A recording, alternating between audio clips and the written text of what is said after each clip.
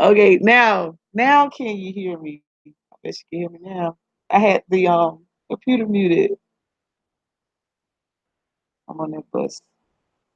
Uh, there we go. All right. What's his phone number? No, they don't have to be. You don't have to be on your phone. I was just trying to get someone to test it.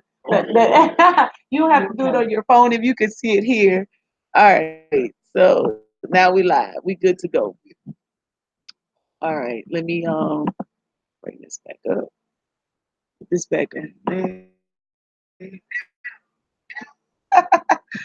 Get a kick out of my own voice.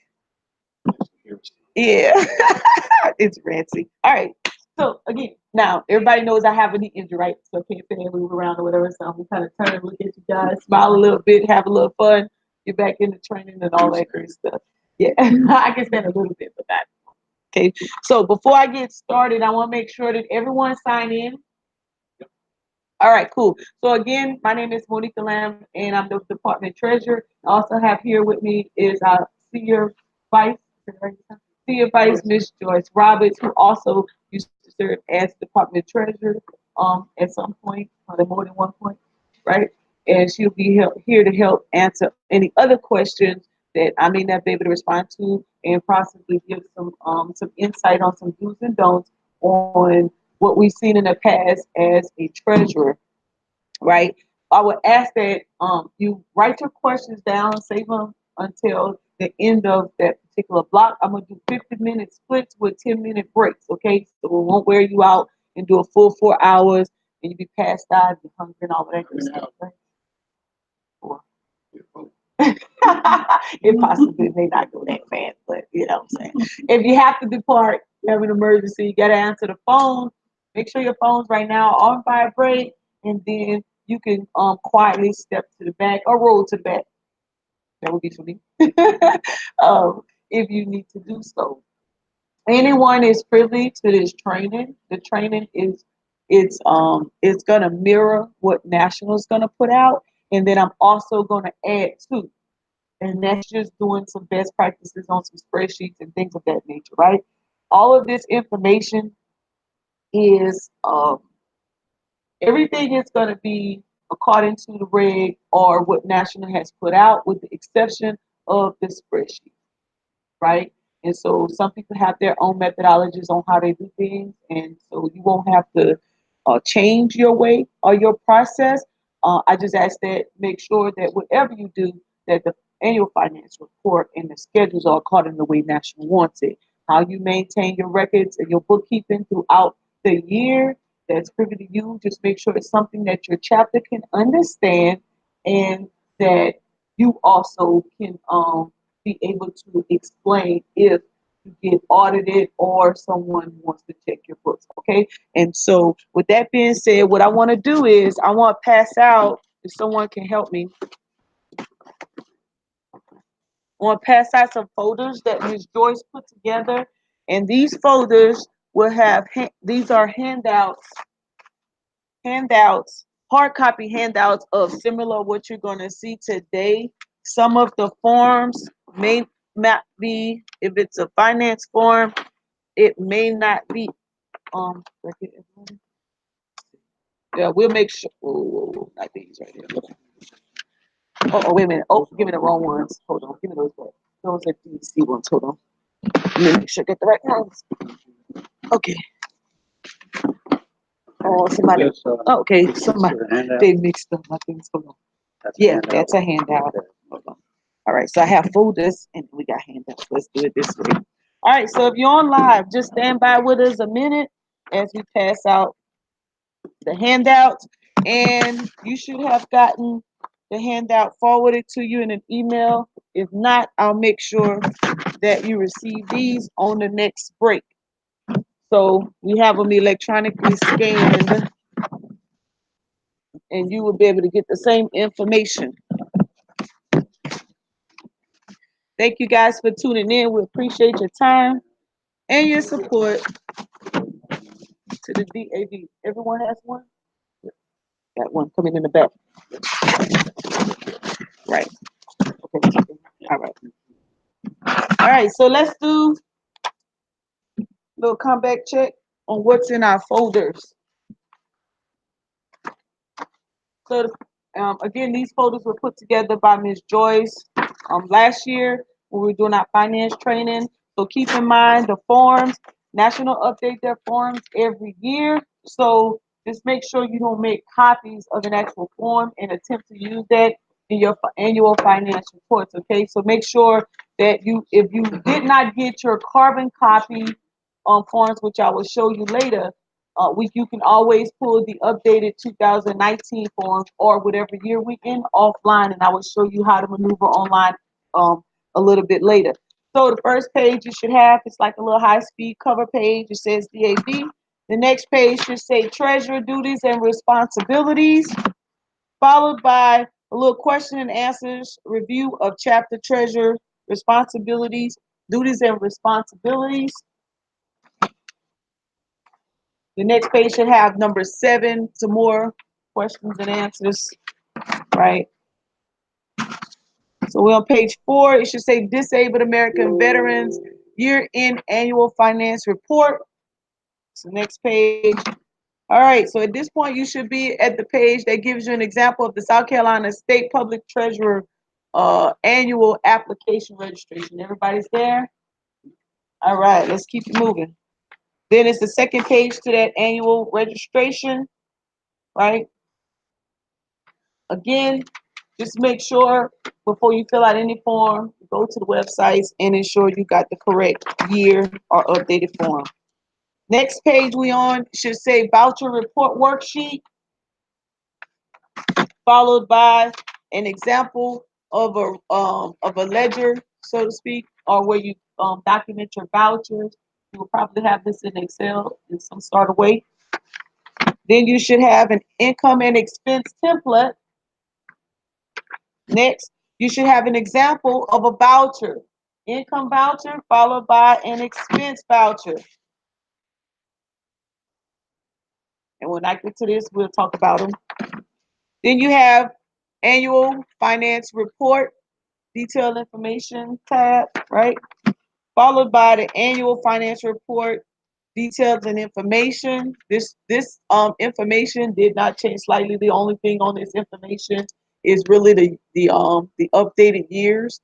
Kind of went through it last night. We'll talk about that later. Next, you should be followed by annual finance report instructions. Then you should have an example of another annual finance report instructions. It should be stapled together. Should have an example of the report and the schedules. And then you should have some note sheets. So if you want to take notes, if you didn't bring your own notebook. Everybody has a complete packet. If you're missing something, let me know. And I can give you a complete packet. All right, so this is hard copies for your knowledge. So as you notice, we're going to do at least 2 types of learning, and that's audio and hands-on and audio, right? So we have some people watching out in the field, and we have some people here. So I just want to reiterate, as I stated earlier, this is live and it is recorded. So whatever comment you do not want everybody else to know about, please do not say it while the recording is going on. Any questions and concerns at this time? All right, so there's no questions and concerns. We're going to get started. This PowerPoint, I think, is about 9 or 10 slides. And then once I go through that, somebody got to keep me on time and keep me on target. And I will, we will take a break. Again, welcome to DAV Annual Finance Report Training. Again, I am Monica Lamb, the Department Treasurer. This is how I can be contact treasurer at davbepts.com, or my civilian email is tricityb@gmail.com. People love me so much, my email fills up very, very fast, so I gave you an alternate. Okay, that's how that works. So if you get kicked back, it means that I didn't like it. It just means that everybody else loved me and they got to me first. So you gotta wait. Right now, you want to reach me on my phone, you can call 803-814-5490. Some of you guys may have the 912 number. A lot of times I issue this business number as a Google Voice number. I know if people call me on that number, they're serious. If you call me on the 912, you just want to shoot the breeze. So I may not answer. That's okay. Right. All right, so let's get started. If some, let me see, I'm gonna monitor here. All right, so one of the privileges we have of this social media is that you can monitor. I can monitor what I'm doing while I'm training. And if someone out in the field has a question, I can look in the chat and I can answer your question. So if you're out in the field, you have a question, just post it in the chat. Click the little box that says chat, and you will see me say good morning, everybody, and you can post your questions there at that time. This is the first time I'm going live with the DAV group. So if we have some little obstacles along the way, we'll make sure we fix them. And the next time we train, we'll make sure it's smooth. Okay. So if you're out in the field, you're having a few issues, don't worry about it. We'll fix it later. All right, so let's get started. The AFR stands for Annual Financial Report. You'll probably see that mentioned throughout this PowerPoint presentation. So that's what it means, right? All right, so the department. So if we're the department, the state of South Carolina, so we issue our annual financial report to the national headquarters. If you're a chapter, 10,000 or more of your income, excluding per capita dues from national headquarters, requires an annual financial report to both national headquarters and the department headquarters. Don't be alarmed if you don't know what that is. We'll show you later on when we get to the practical piece of it, when we pull out the forms. Less than 10,000 income requires an annual financial report only to the department headquarters. So I'll reiterate, if you have income of 10,000 or more minus the money you get from nationals, the dues money, then that portion you need to send a copy to us and a copy to nationals. If your income is less than 10,000, then you need to make sure you send a copy to the headquarters. If you're unsure and you have more than 10,000 and you want to make sure before you send your documents to nationals, you want to send it to headquarters first, that's fine. Send it to us so we can make sure it gets out in a timely manner or fix any discrepancies you may have. Any questions at this point? Let's keep it moving. A CPA review is required for department and chapters if the income exceeds 300,000, excluding per capita dues and additional funding from national headquarters, right? So some of y'all balling out there in the chapters, y'all doing some high-speed fundraising, y'all making a whole lot of money. Keep in mind, if you go over the $300,000 mark, you go see a CPA, Certified Public Accountant. Yes, ma'am. Yes, ma'am. I'll make sure you get it right. And the same information that you hear here is in the hard copy that I just gave you, and it's on the website, and I'll show you that as well. So you're going to get it like 3 or 4 different ways. Make sure whichever one you prefer, you can have access to.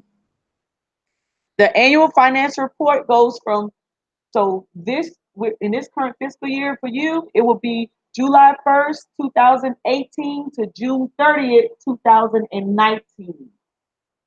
July 1st, 2018, that means your finance records, you're pulling out everything from July 1st, 2018 to June 30th, 2019.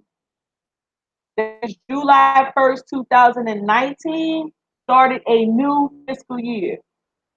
So what happens is if you're a treasurer, you probably took over office unless you are a continuous. And when you took over office in March, right, you documentation or record from another. What you do is, if you've done so, if you have not done an audit when you took over, right, is that you go back through, make sure that you go back through your records, make sure that your vouchers are signed by the commander and yourself, because when you get audited, that's all the information they will go through. And because you inherit someone else's record keeping, not knowing is not an excuse for having errors. It doesn't mean that we're going to beat you up for somebody else's mistakes. It just means that you go back, you check your records, And you make sure if it is something that is a question that is not illegal and immoral, that we have to take to JAG or IG, that you can get it corrected. Okay. So the required forms in the annual financial report kit, they call it a kit, and this is what they're talking about, is what we just issued that Ms. Joyce put together for you all, is the annual finance report instructions. It's line by line, no tables unturned. The annual financial report form, the service and charitable expense schedules, that's in the back of the forms. They're all stapled together, and other schedules and forms. You will notice, so we gave you a hard copy. When you go online to National, it is a fillable copy, the online one. And then, and I have mine in the file. Ms. George, want to do me a favor? In my files, in the front, I got the envelope. It's still in the envelope, the National carbon copy ones. The in the one where we keep the current files, in the first filing cabinet, the third filing cabinet. In the front, it's still in the envelope like it came. Um, yes, this one right here. So these carbon copies would have came from Nationals, and it probably even went to your adjutant or your old treasurer's spouse or whoever they had on file, and you would have gotten these in the mail, right? So it's a white, yellow, and green copy. Now, what I would do if I was you, I would fill it out on a hard copy first and then transfer the information, because if you don't, you make an error, guess what? You can no longer use these. So do it on a hard copy, make your mistakes, make your errors, and then transfer. Yes, that's those right there. Okay, which is the same information we just gave you in a hard copy, in black and white copy. Okay, if you have not received your carbon copies, get with the past commander, the past adjutant, or the past treasurer, and ask them if they've received theirs. Yes, ma'am. You don't have no. Right, you can use the printout one. Yes. Um, but if you do use them, it cannot have any errors. That means when we put a little line and initial it, none of that flies. It has to be straight up and straight down, accurate. Okay.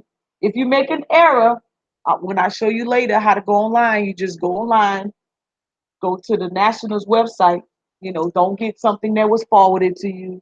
Don't get something that was passed down. Make sure you go straight to the website so you can have the corrected, revised version. Any questions? All right. And these are the forms I just showed you. Let's just go down because I want to go to the website and show you. All right. So we know what the forms are. All right. So let's talk about the supporting documentations to the schedules, receipts, acknowledgement letters, expense vouchers, bank statements. Okay. Make sure this one, the acknowledgement letters, that kind of tripped me up a little bit because I didn't either I didn't do them or I didn't have them, right? So I had to go find them. So what I was doing was I was actually keeping when let's say chapter 21 sent me $12,000 to be distributed through DAVS, Fisher House, HSC, all that great stuff, right? When they sent their money, I would keep, and then maybe they sent a memo with it and telling me where they wanted their money to go. I would staple everything together, deposit the money, and I was going on my merry way. It was accounted for, the book balance, I was good. I never sent them an acknowledgement letter back saying, hey, I received your money and here's where I'm going to distribute it. So if you're receiving donations in, you have to acknowledge back to the organization or to the person that you received their money. Those are acknowledgement letters. Okay. Either going out or coming in. Right? So make sure you have those. That has to go up with your annual finance report. The expense vouchers. Yes, ma'am. I would acknowledge it if it's a small, okay, so the rule, if the rule of thumb is, if you've got money from an organization, you need to send them an acknowledgement letter. If you've got money from an individual, I would you can still, if they ask you for it, because they're probably trying to get their tax exempt write off, you want to send them the acknowledgement letter. We call it, in the civilian world, we call it end of year statements. They call them acknowledgement letters. That's just acknowledge you received the money from them, so they can have something on their record showing that they contributed to the organization. Yes, sir. Same thing. Right, same thing. Yeah, it's acknowledging, hey, you can expect. Right. They give, yes, they give money. I mean, they give letters back. Correct. And if you have not received those letters, then you need to reach out. Yes, ma'am.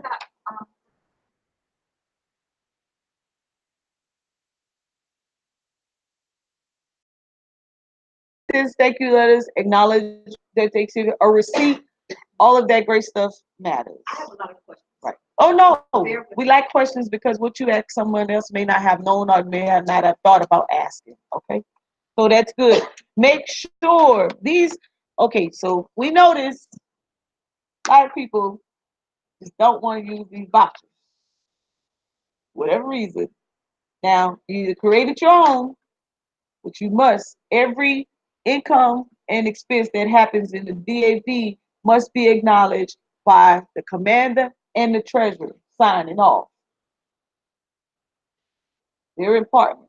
That means it should be stapled with your receipts, your letters, all that great stuff that goes along with it, and put with your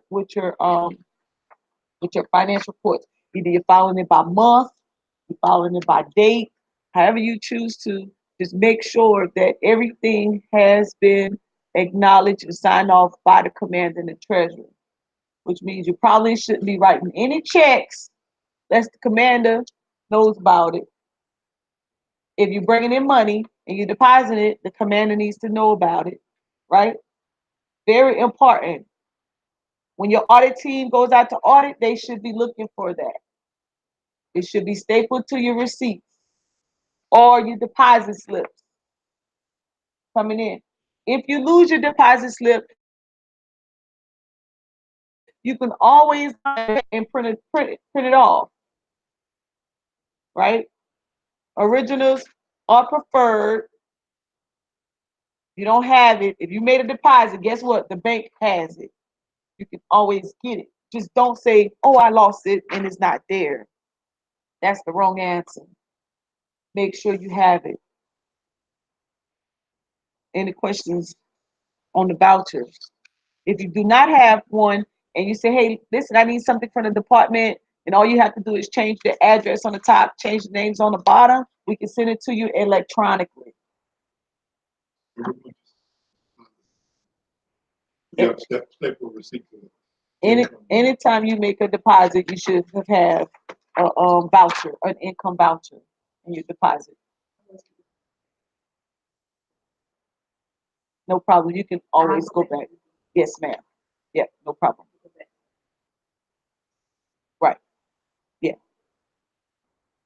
And that way the commander knows what's going in and out of the account. Right? But it's per capita, that's automatically deposit. You have to create. I created, yes. Per capita, dividends, yeah, those and service charges or what are bank fees, service fees, bank fees. You just print, you can do it for the whole month and you can just attach it. Just make sure you annotate it properly. Yes, yes, yes, yes, yes, yes. Anything that go in and out of the account, it needs to be documented. Right? Service charges, dividends, membership money is coming in, right? Online, like we did the WIS van fundraiser, and we needed to take a credit card, so I set up a Square Cash account. They contributed through Square. Square made a deposit. I printed off the transactions out of Square. We can see every person who contributed to the department. I stapled it, and when the transactions hit the bank, I printed off that portion of the transaction that came in from Square that shows that amount, and they should have equaled. And then I just created the income voucher, and the commander can see who actually contributed to the account and how much, right? It was a by name roster, right? Same thing if you were using PayPal, same thing if you was using Cash App, whatever you're using, you could print those by name rosters from those applications and you create an income voucher. Same thing when we do the conventions, right? If you're doing the convention and let's say you're paying for the chapter, not the chapter paying for the chapter, but the individuals contributed their money and they gave it to the treasurer and say, hey, can you send this to the department, right? You fill out your income. If you put it in your account first before you, and you want to write a check from the chapter, you fill out the income. You have all of those registrations attached with a copy of all of those checks, money orders, cash. I even copy cash, but never mind me, y'all. It was an issue happening in Iraq, and I'm still scarred from it. So I copied cash too. And you attach it to the income voucher, and then you deposit it, and then you take that deposit and you write that check to the department with a copy of all of those registrations, and this is who you're paying for. If you did it that way, if you're sending it, if the individuals are sending their stuff in the individual, then you're not responsible for them. That's just if you actually took the responsibility of the chapter to make sure your people in your chapter got paid. They paid you, you paid the department. Yes, sir. Because of my membership, I take the money, I deposit, write a check, fill out a check international. Right, and you have a line item for that. Memberships. Same thing. You should be filling out what it is. Income that came in or the treasurer. The income, copies of that, what you're doing, the little long slips, or however you're justifying it, the little long slips attached, and whether they're giving you cash, check, money order, whatever it is, you have to annotate on there where you're getting it from. And then this goes in the records. You write the check out the treasurer, that goes to national. So when that check hit that account, this voucher justifies that check. And you can put the check number. And expense. Right, right, right. Coming in and out.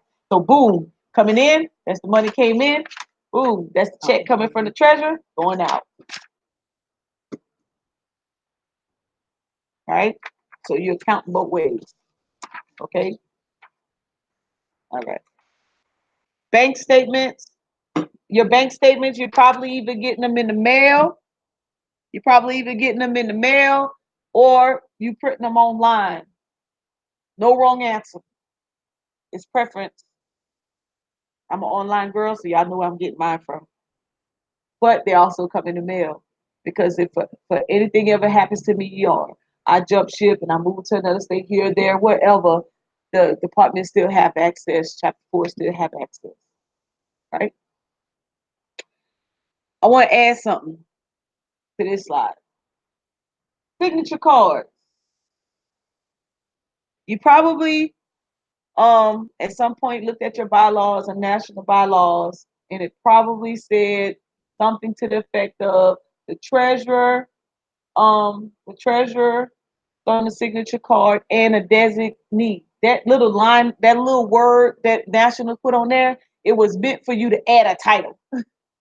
Okay, so if your bylaws doesn't have a title, commanders out there, you may want to say something in there and then change the bylaws, right? So now it's not in the bylaws that says who. It just said designated officers. Treasurers is listed, say designated officer. But as a best practice in the Department of South Carolina, we do commander, treasurer, adjutant, senior vice, or commander, treasurer, adjutant. Not Bible, it ain't in the laws. We just do it that way. We added the senior vice just in case the commander isn't present, right? The resolution, meaning the person who has control of the account and can make the decisions on moving and taking off, commander. Commander is responsible for the chapter. Commander is responsible for the department, not the treasurer, not the adjutant, not everybody else down the line. All these different titles, members, and all that great stuff. Okay. In my opinion, the reason that is because the commander is responsible for the chapter. The commander, even though he's on the resolution, the treasurer is the person who's responsible for the account. So the treasurer is probably controlling the ins and outs and keeping the commander informed. But you get the commander because if you putting a member or any thereof on there and they start making changes, you're gonna start having conflict. If you start having conflict, the department has to get involved, and then national got to get involved, and you got a big mess. For me, Yes, my ma'am. husband is the I don't want both of us to have our name in checks. On the voucher, yes, but not on checks. So I use to sign checks. You know, but I don't want You as a both of us. you as a treasurer and someone and like the adjutant or the senior vice. I have, well, I was gonna put him on their account, but I'm not gonna have him sign any checks that I sign. That's okay. I have the, I will have, he's not on there yet, the commander, the treasurer, the adjutant, and then I have, one of our past committees. I left him on there because he's dependable. He's at every meeting, and I know I can get checks signed. So who's the senior vice? There is a senior vice, but I didn't even think to put the senior vice on there, but he may or may not be at a meeting. So I kept the person that I know is dependable, and if I need anything signed, Okay. I can get it signed. And I can call him if I'm somewhere else. And But that dependable person is not the resolution person. So what's the resolution? The person who's have the authority is like it's like your bank account. So it's your bank account, but I'm the resolution, so I make decisions on your account and whether you want it to or not. Oh no, he's not going to make any decision. Okay, can't be okay. So And he's the past, so he's good. but he's not the person for the resolution. He may be on the account as a signature of authority, but he can't be the person that's total control of the account. No. Okay, that's what I want to make sure right there. Okay, And because he can't sign because the you're voucher either. because you're good. Yes, right. Right. And because your designated person, your dependable person, may have a flashback someday and say, you know what, I'm taking the commander off. I'm taking the treasurer off. Or I'm taking the adjutant off. Nobody that knows you go to do something with the account. You're like, oh, you don't have signature of authority. Well, what you mean? Well, such came in to do this. No, that's a no go. That's why I'll keep repeating the word resolution for a reason, because that person should be the commander. Yes, sir. And we have at the bank that we use, bank cards, commander, treasurer, and senior vice. Right. And nothing can be done in that bank without all three. Good practice. And then the commander is probably the resolution person. Yes, sir. We do two signatures. Yes. Yeah, it's always two We do signatures, but it's but three. who's on the account? Yeah, three people. Yeah. We got- Okay. Just make sure you do not want to get into conflict with that. What is the Okay. resolution? Your bank. When you went, your bank. You're probably all three. You guys probably signed. All four of you probably signed, and then they say, okay, who is the person to make the decisions, whether to open or close the account or take somebody off and make a change, and only one person is I need to authorized. find out. Yes, you do. I just Because signed it. there may be a person that's been on there forever. Okay, I need to go find that out. Yes, Okay. that's why I keep throwing out that word. I'm throwing Okay, out that word for a understand what you reason. were saying. Yes, Okay. no And they problem. need to change as- Yes. Okay. And now It here's the really should deal. be me, right? If it should be your Or it commander, should be the commander. Okay. Now, if it's someone, if for any reason it's someone on account that was there for the past, not there, unless they're dead or moved away, they're gonna have to come in to help you make that change. And that's why it should be the commander, because when the commanders change out, those memorandums should be done at that time, and those commanders should be that new adjutant should type that commander's memorandum up. The commander should have signed. When you guys go into the bank, you should have brought that memorandum with you, and the bank at that time changes everybody over. But do not forget to add the resolution piece of it on that memorandum, which should be that one name. Okay. You will have conflict if you don't do that in the future. We don't foresee it, but as we say in the audit world, I was a retired state auditor and internal auditor. Needs, rationale, and opportunity. When all three of those meet, you got a problem. Resolution person should be commanded. Yes, sir. Because the commander is responsible for everything. Yes. And you reiterated exactly what I just said. Right. Even though you don't want to. Current commander, not past. Make sure I fix it. Current. And we just haven't taken the time to go down and change. Yes. And that's Yeah, fine. You so- could make sure you know, make sure that works after that. Okay.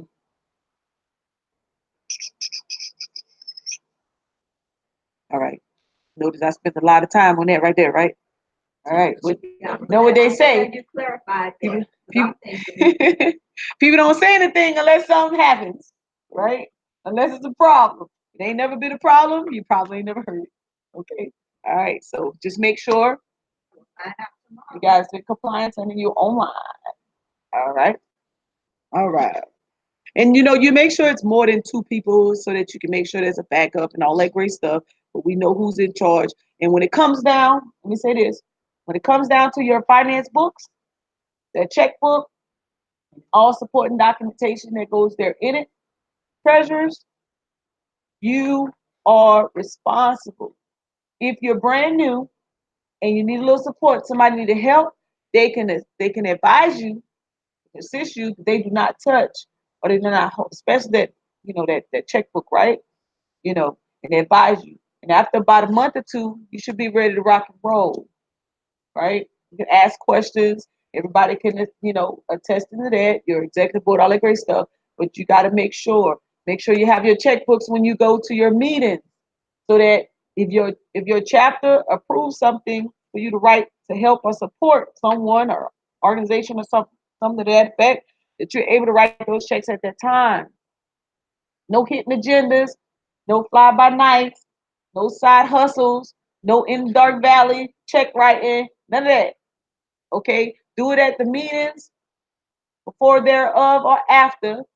You won't have that issue. Secure the checkbook after that, and you fill it out again when it's time for the next meeting, unless there's some type of emergency, and your commander should be somebody who's dictating that. Okay. No black checks. Oh, no blank checks. Yeah, no, let me give it out no blank. Woo, yeah, y'all, don't do that, don't do that. And I know sometimes you're like, man, do we really have to say that? Hey, listen, you say everything and assume nothing, okay? All right, let me check, make sure ain't nobody saying nothing out there in the field on me. Don't do it, don't do it, don't do it. Okay. Let me make sure everybody's saying nothing. Hey, chapter one. Hey, y'all out there. High five. All right, cool. Let's go to all right. I'm on point. All right, so here's a few do's and don'ts. Your audit committee must not include commander, senior vice commander, treasurer, adjutant, or finance chairperson What's the responsibility of the finance? to audit the books of the finance. So those Make three sure- people that we have as the audit committee, that Right, one person is designated as the chair. right. And then they audit, the books, right? Let me repeat. Audit committee must not, 3 times. Commander, line officer, yep. Commander, senior vice commander, treasurer, adjutant, finance chairperson.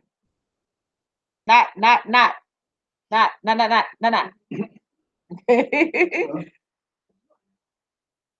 No, audit chair, finance chairperson. We don't have to have one. I don't. That's a Miss Joyce question. Do you have to have a finance chairperson? That's the department. Ain't it? Department, not the chapter level. Yeah, no, not the chapter level. Okay, that's the department. Like Al Haynes, he's our finance chairperson. Okay. And that person is their department has to make intention with budgets or anything. We can't do that without him going to the peoples and making it happen. Okay. All right. So make sure you get your audit committees lined up because they have to sign off on your annual finance reports. Ensure that banks and authorized signatures are listed on the annual finance report. That's basically what we just went over. Make sure you got the correct people and they lined up. So that means that changed over command in March, you have 4 people there. And in July, when you do the finance report, You got two. Shouldn't be like that. Whatever you start, whatever, whoever the body voted in, those names shouldn't be different, right? So the body voted in Commander Monica Lamb, and now it's Commander Jan Doe. You know, the names change up. I'm saying that for a reason. Make sure that doesn't happen. Okay, make sure treasurers make sure that your information line up. On the bottom, you see the signatures right there. Yeah, That's for the three people that did the audit committee, right? not people that are Oh, look bank- right here. bank Look right here. organizations. Hold on. The bank. No, not bank authorizations, but what I'm saying, the audit reason. committee, I understand. Hold on, but where is it? Where is it? making sure that the bank authorization Yeah, is on you this see one. where it says name of authorized signers on bank account? You see that line? Yeah. Yeah, the audit committee is underneath, and then so it says Well, there's only one line, you put all three people? yes. Mhm. Just the current ones. Right. Gotcha. It should agree. Everything should agree. So somebody might say, oh, didn't nobody never say nothing in the past, nobody never did nothing before. Well, y'all always know it's always some new people in charge. Never know what comes down the pipeline. They come out there checking and inspecting.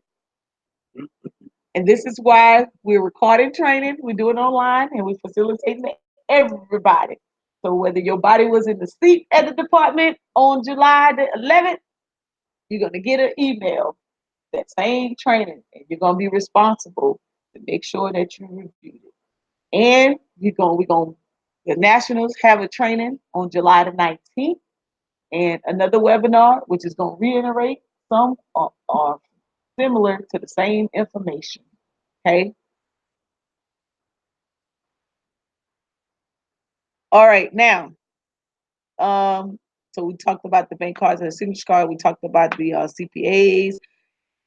No debit cards, and I know there's something that came out from nationals about gift cards. And we have a sample of what that looks. So when you do a gift, no debit cards, no debit cards, no debit cards. Okay. The gift cards. So just recently we had something come down from national say you can do gift cards, but you have to have two signatures when you're issuing them out. And what it's for, right? We have an example of that, and I'll get that after the next break. So if you don't already have that sample work, or you didn't create one already on your own, you can adapt ours, okay? If you're into gift cards. I know sometimes chapter 4, we purchase the gift cards for the students who volunteer at the VA, with the VAVS, we give them the volunteer services because they give them to the students who volunteer there, okay? And so they have to make sure you got those signatures out there. If you're giving them out in your chapter to veterans, make sure you got those two signatures, okay, for the gift cards. That's how that correspondence came out from nationals. Any questions on that?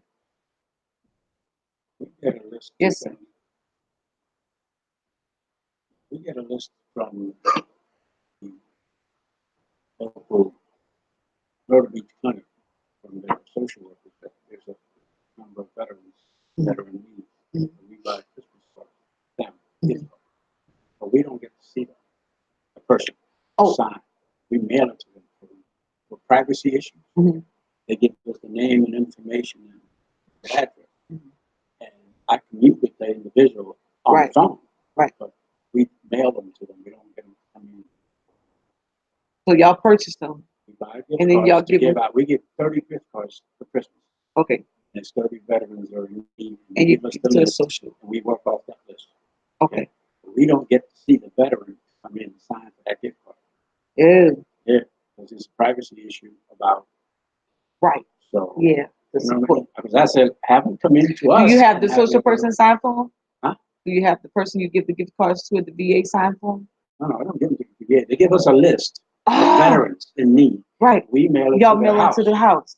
Yes, we mail it to the house. 'Cause we're Oh. not kind of supposed to be seeing So when Ah. you mail them out, who mails them? One, you, the commander, and the treasurer. Man. Do y'all sign the sheet? Yeah. Oh, good. Well, That's now what. That's the now two. we do. We weren't doing it before. Okay, yeah. But Joyce gave us these. Y'all got the forms. sheet. Yeah, We do that. yeah. So as But long we as you never two, see the veteran. that's fine. The veteran's not signing for it, but Okay. you two are signing. So Yeah. two people knows it's going out. Okay, you should be good in standing. You should be good in standing. Y'all gave them gift cards instead of money, and instead of writing a check, y'all gave them gift cards. Y'all signed the sheet that we talking about, the template. Y'all need the template. I haven't, we haven't given out any gift cards since I took over as treasurer. Okay, so we'll make sure you get the template, the same sheet that they're speaking about. You get that same sheet, and so when you send it out, that y'all both sign and say that it went out to that location.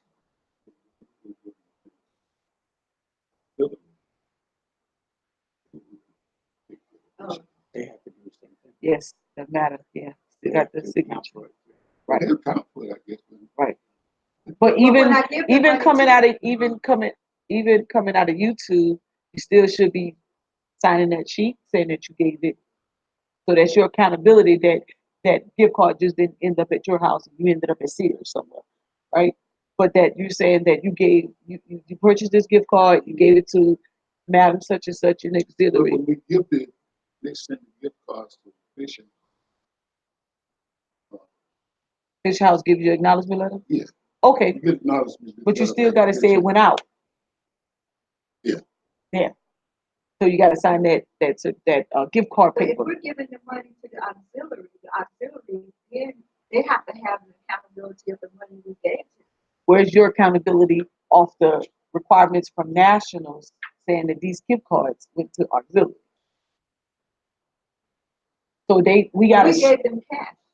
Oh, you get cash. That's what he said. We give them Oh, okay. cash, So and yeah. then So they then you go doing the buy it. check and Right. you giving them a check, Right. right? So you doing the voucher, the expense voucher. Okay. That's Okay, there's a difference. Yeah, we talking about if you actually purchased that gift card.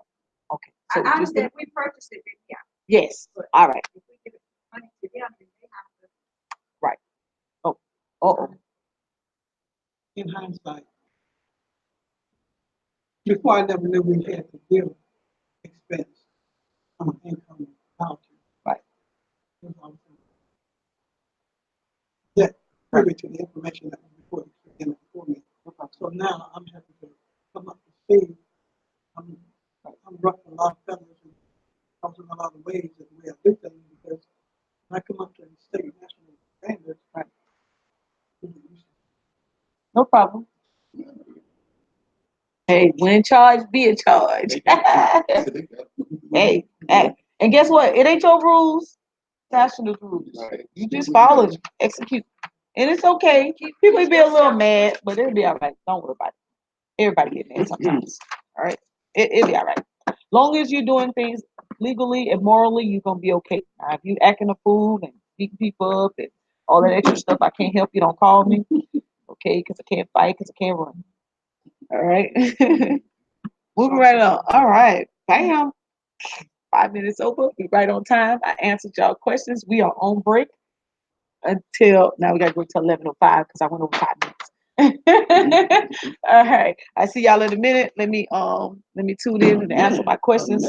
I mean 10 minutes. 10 minutes. Right here, ma'am, to the right. Past the little accordion code folders. Let me see what's going on YouTube. Hey everybody, thank you for tuning in. This is a Disabled American Veterans Training. And I need to see if any of my veterans, any of the DAV chapters out there, do you have any questions and concerns? Send me copies of the vouchers. Yes, ma'am. I'll send you an electronic copy when the training is over.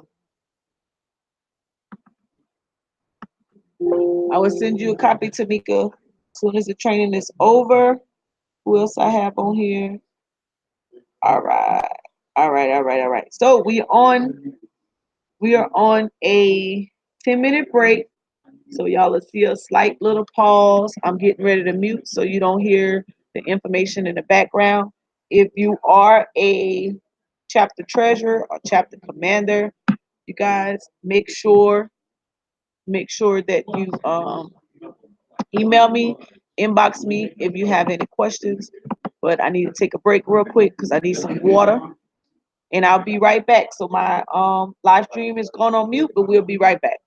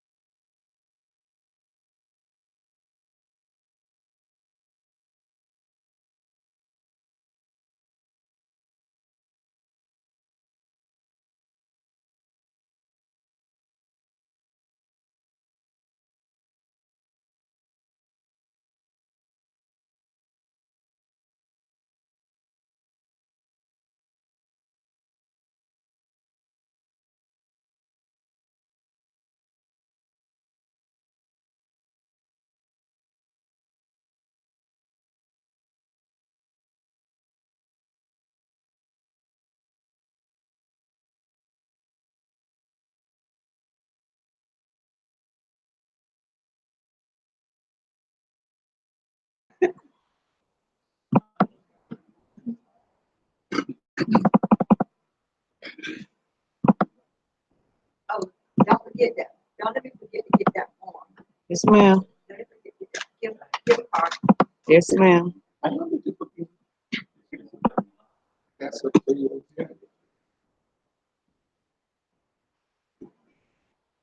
Yeah. Yes. Part 204.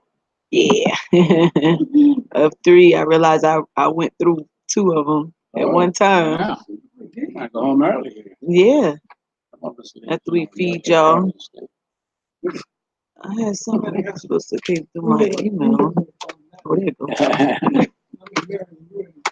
All right.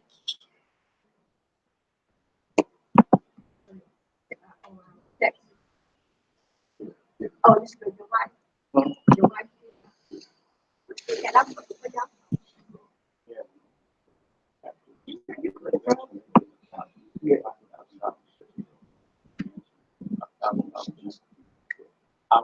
I'll let you know how to write it out. I put in a personal.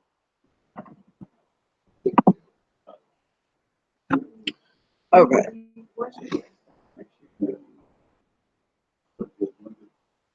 It's going to be my wife. She's going All right. Okay. Uh-oh. Okay, wait, let me open Okay, it up. if you get online, then I'm gonna show you. Go ahead. You already got it? Go ahead, next question. I said, if you go online, go to the national. Oh, no, you got it. Got it. Okay. Remember, you got to sign. There's no electronic signature unless you got high-speed PDF. All right, so we are back in session. Make sure my YouTube's up. Yep. All right, everybody, we're back in session. And again, if you're just tuning in, this is a Disabled American Veterans Annual Finance Report Training. Again, the Disabled American Veterans Annual Finance Report Training. Okay. All right, so what I'm going to do with this session, I'm going to open it up and I'm going to share a few questions. And it's actually in your folder. And it should have been page 3. Page 3 in your folder. And if you are tuning in online, you should have received it in an email. We are on page 3 of the PDF that you actually received in an email. And it looks like it's showing pretty good on the YouTube. And so let's really rock and roll. So we're going to do a review of the chapter's treasurer duties and responsibilities. And so this may answer, I may repeat something I said before, and it may answer a question that I may not have talked about earlier. Okay, so question 1, it says, how often do you balance your checkbook? Yep, I reconcile every month. If you don't, you're gonna get into the habit of either missing something, losing something, may not be able to count for something, may not deposit something. So just make sure you're balancing every month, because at every chapter meeting, you should have a finance report. I know at this time, some chapters are on break. So the month of July and August, you are not in a meeting. Some chapters are continuing to meet, and that's fine. But as a treasurer, you still are responsible for balancing your book. So you still should have a finance report for the month of July and the month of August. Okay, don't wait till September. You're back in session and then try to do it all the way through. You should still have that monthly report available. Okay. All right. Number 2, what do you need to start balancing your checkbook? That's right. Monthly bank statement, checkbook, vouchers approved and signed by the commander and treasurer. Again, approved, and the commander signed it, that means it was approved. It's the voucher, right? And then the treasurer signed. Vouchers, vouchers, vouchers. Hey, yes, ma'am. For my voucher tracking, I'm working. I think I'm doing it wrong. What I did was I didn't use the date that I wrote the check. I used the date that the check came in. That's fine. That's fine. Yep. Because when I get to the Excel that I'm gonna pull up and I'll show you mine, I'll show you how I kind of cheat It just makes it easier. When I go to pull up my bank, when I pull up my online bank, I export the Excel, I copy, and I paste. And then all I gotta do is fill in the description. So I'm halfway done before I even start. Yeah, you hit it right. Right? Okay. All right. That's a The good idea. deposit slips, invoices, and receipts. Right? Deposit slip. If you lose your deposit slip because you did your deposit en route to somewhere else and you misplaced it, put it in the department, now it's no longer there, your children removed it, your dog ate it, don't matter, go online, get another copy, add it to it. Yes, ma'am. This might not be the right place. Might touch it. We have a month and we give our auxiliaries so much money Mhm. every month to fix it. So you write a check or We you write give a cash? check. Mhm. They sign the expense Mhm. to say that they got the check. No receipt. We don't have to have a receipt From them, you from them should. because our They should get a little generic receipt book and write say they received the money. What happened was, Oh, what had happened but it's was two. But okay, it's you two used things. to, you used to, members used to pay me. right. And one year we had, What took when our old manners came back, he said, this wasn't right.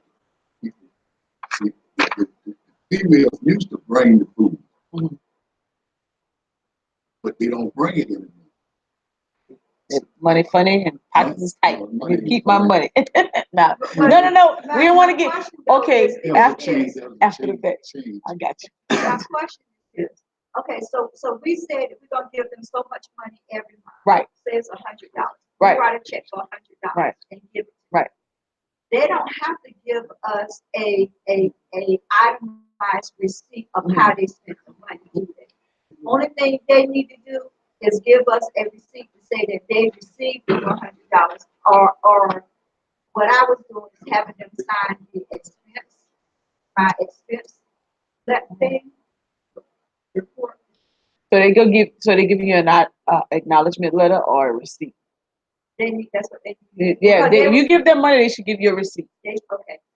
or an invoice for the money. Okay, so Something. then my next question is this, because we was told since then that we was doing it wrong, that they needed to give us, and we were just giving, I was just giving them $100. Right. And no So company. then I was told that that was wrong, that I have to have, if What the if money they was spent on? spend $99, And they- they need to give me a receipt for $99 and and I a write dollar a check and for give you that dollar $99. back. Yes, yes. But that's not what, I just want to just give them the $100. And because they are. So you want to fixing make a donation. Yeah, that's what it was supposed to be. You're making a donation to auxiliary. At this point, you're making a donation to auxiliary. Well, I 'Cause you- put it on my line item as Right. monthly meal. Here. What says it was a meal? What was your support documentation? Okay, so I need a receipt from them saying that they gave that. You need a Our receipt saying that acknowledgement. you see Can a they receipt that was some food. Okay, let me ask you this. Yeah. Since it's already been a year, can you Yes. just give me Start from here. one letter for all of what I Somebody's gave? gonna have to justify because it doesn't say what it was spent on. Somebody's gonna have to do a memorandum. I guess their auxiliary commander memorandum or the treasurer. Go ahead. You want to respond? No, I was gonna say, we knew just like any other defense, they arguably go out and shop. They give us soup, and we give food. Well, that's what we're doing now. That's what we're doing now. But we Now get the they receipts. come back with the receipt. Yeah, And you're right. I write them There you exactly go. what's on the receipt. Nice. But Go ahead. before Come on. that, I wasn't.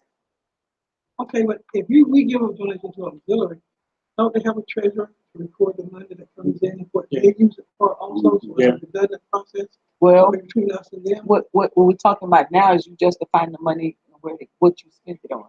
So we have line items, right? And so you can say you spend it on meal. Your audit committee comes in and they say, okay, what a meal, what type They of could use meal? it What as a was it? donation. They could have did use it for anything something with else. it. So what we're saying is that prove that you actually bought a meal.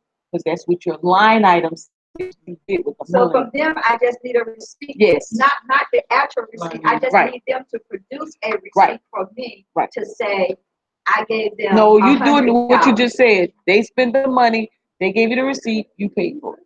But now, Now, yes. that's right. But before, I just gave them the $100 and they signed saying that they got the check. Right. Go with your now. What you doing now? I'm She's going with filing- that. she's But I filing have to last year's. justify Right. before. Worried about the- Oh, the last one. It's Yeah, coming you're gonna need a report. justification with I from have them. to justify Acknowledge. before. Yes, Okay.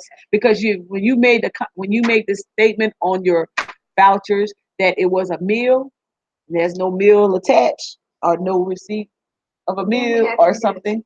For Wait, my past years, let's years, get a memorandum. just get a memorandum. Yeah. Okay. That's too much trouble. Thank you. Okay, and I'm gonna go through these, and then the extra I'm questions we're gonna do after. That's Okay, a big right. thing. Okay. Blew up and out. Then you got the voucher worksheet, the voucher tracking worksheet with running totals of deposit and expenses. And we'll see those after this break. The next break, you'll see me bring up the spreadsheets and the websites and what that looks like. Number 3, your monthly bank statement. Remember, you can either print it offline or you're getting it in the mail, one or the other. Number 4, what do you look for on the monthly bank statement? This is what you're looking for.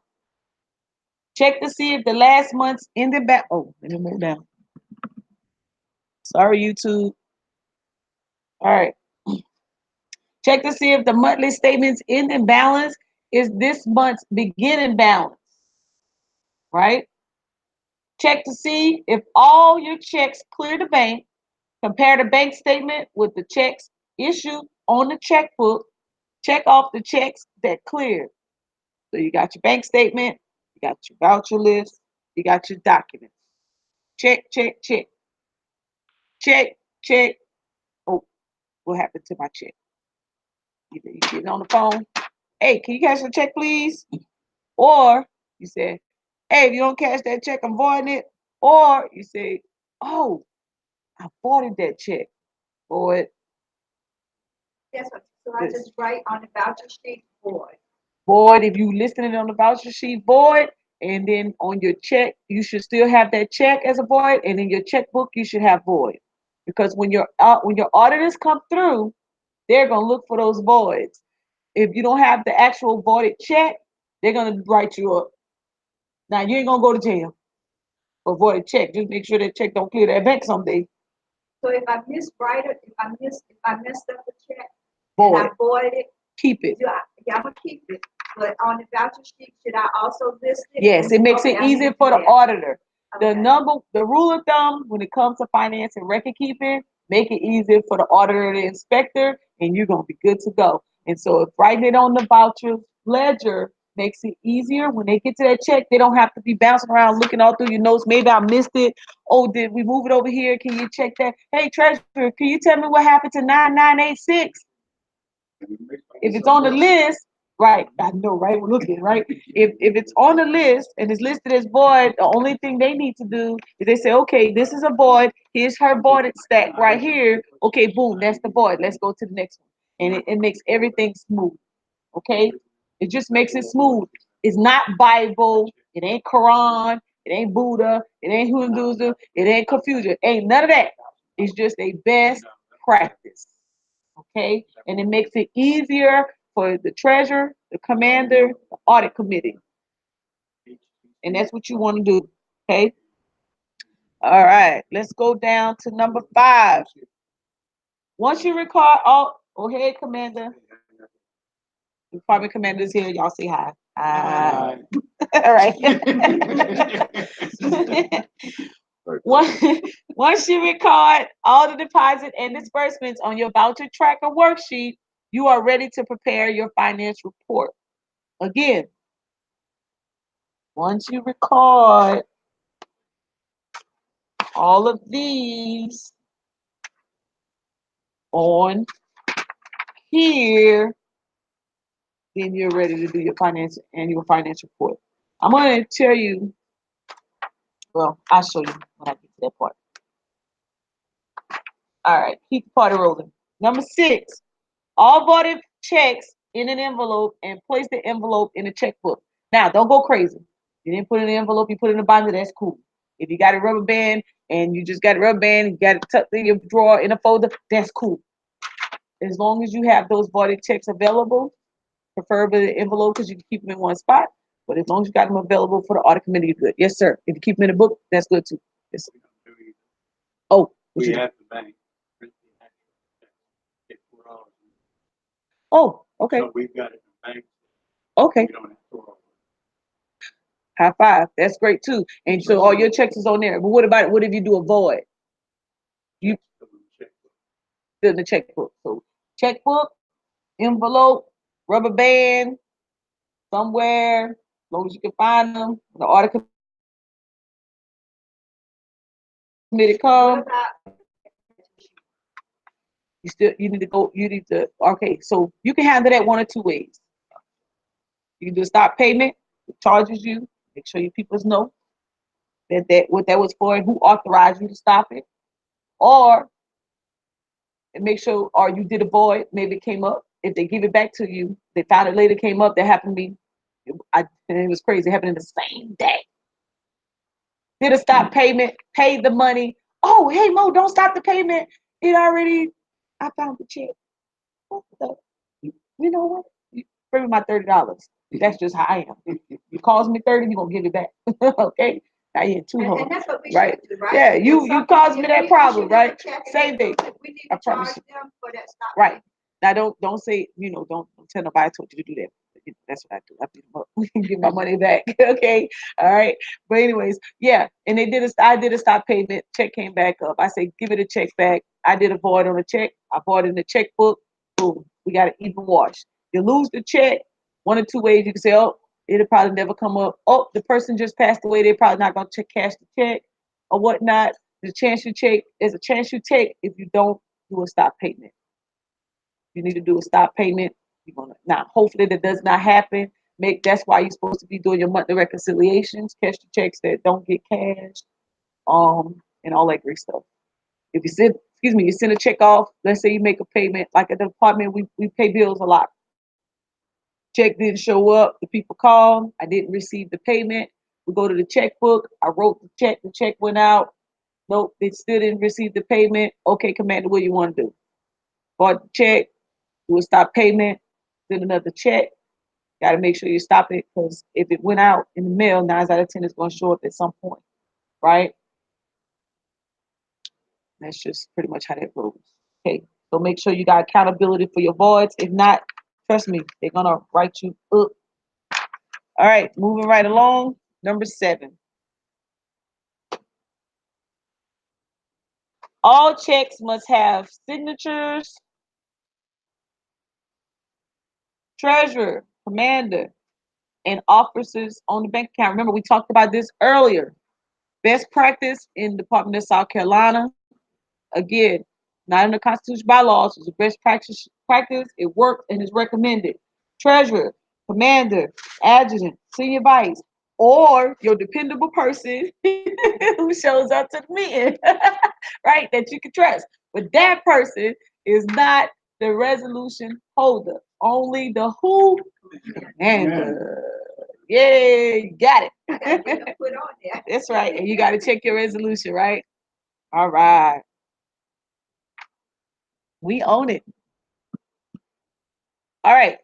Review of the commander and treasurer's monthly finance review, right? So here's what happens. Treasurer and commander sits down and review the bank statements and voucher tracking worksheet. Or you send it to the commander. He's probably been, he's been signing, he's been doing his thing all year or whatnot. He kind of knows what's in it. He gets your tracker. He just want to make sure when he looks at your tracker, whether it's online or hard copy, he wants to look at it and make sure ain't nothing after the fact came up for that month. He look at the bank statement, you reconcile it. He's looking for those balances, make sure everything washes out and agrees.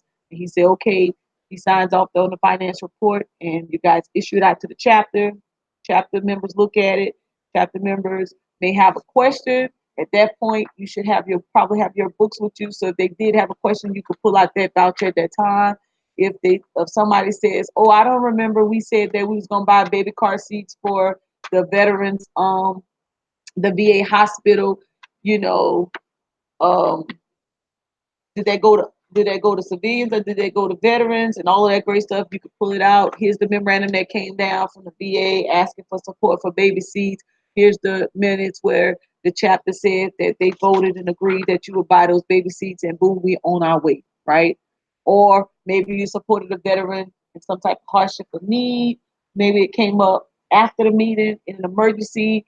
That means at that point, the commander called an executive conference call, or maybe they call a meeting if you guys all in the same location. You discussed it. You decided that by a vote that you would support that particular veteran. In my opinion, the commander needs to give me something in writing. I can put with my records that said that this happened in the executive meeting, this was supported, and boom, we supported that vet. At that point, you know, you probably put just support of a veteran or assisted a veteran on a finance report, or I'll show you what I list as mine on the report. If the chapter say, hey, I see this amount, you know, what was that for? We supported the veterans. It was voted by the executive meeting. See me after if they'd like to see their document, right? Just make sure whatever you do, you have accountability commander, and it was actually approved by blue hats, or the executive committee made a command decision because it was after the fact of a meeting. Okay, just don't make sure that's not a continuous every month practice. Then that means red flag go up. Why are we approving after the meetings and always in the executive? What's wrong with the monthly meeting with everybody else? Then, you know, so that's probably happens maybe once, maybe twice a year, if that. Otherwise, that should be coming towards the body. Okay, this is a group effort. Uh, okay. The voucher report, the voucher tracking report has a beginning balance, last year ending balance, and the running total of the income statement, income and expenses, and ending balances.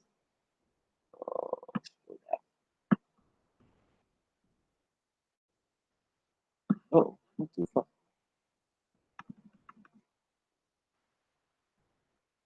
All right. Number 4, on the voucher tracking worksheet, assign line numbers that match the schedules for the annual financial report.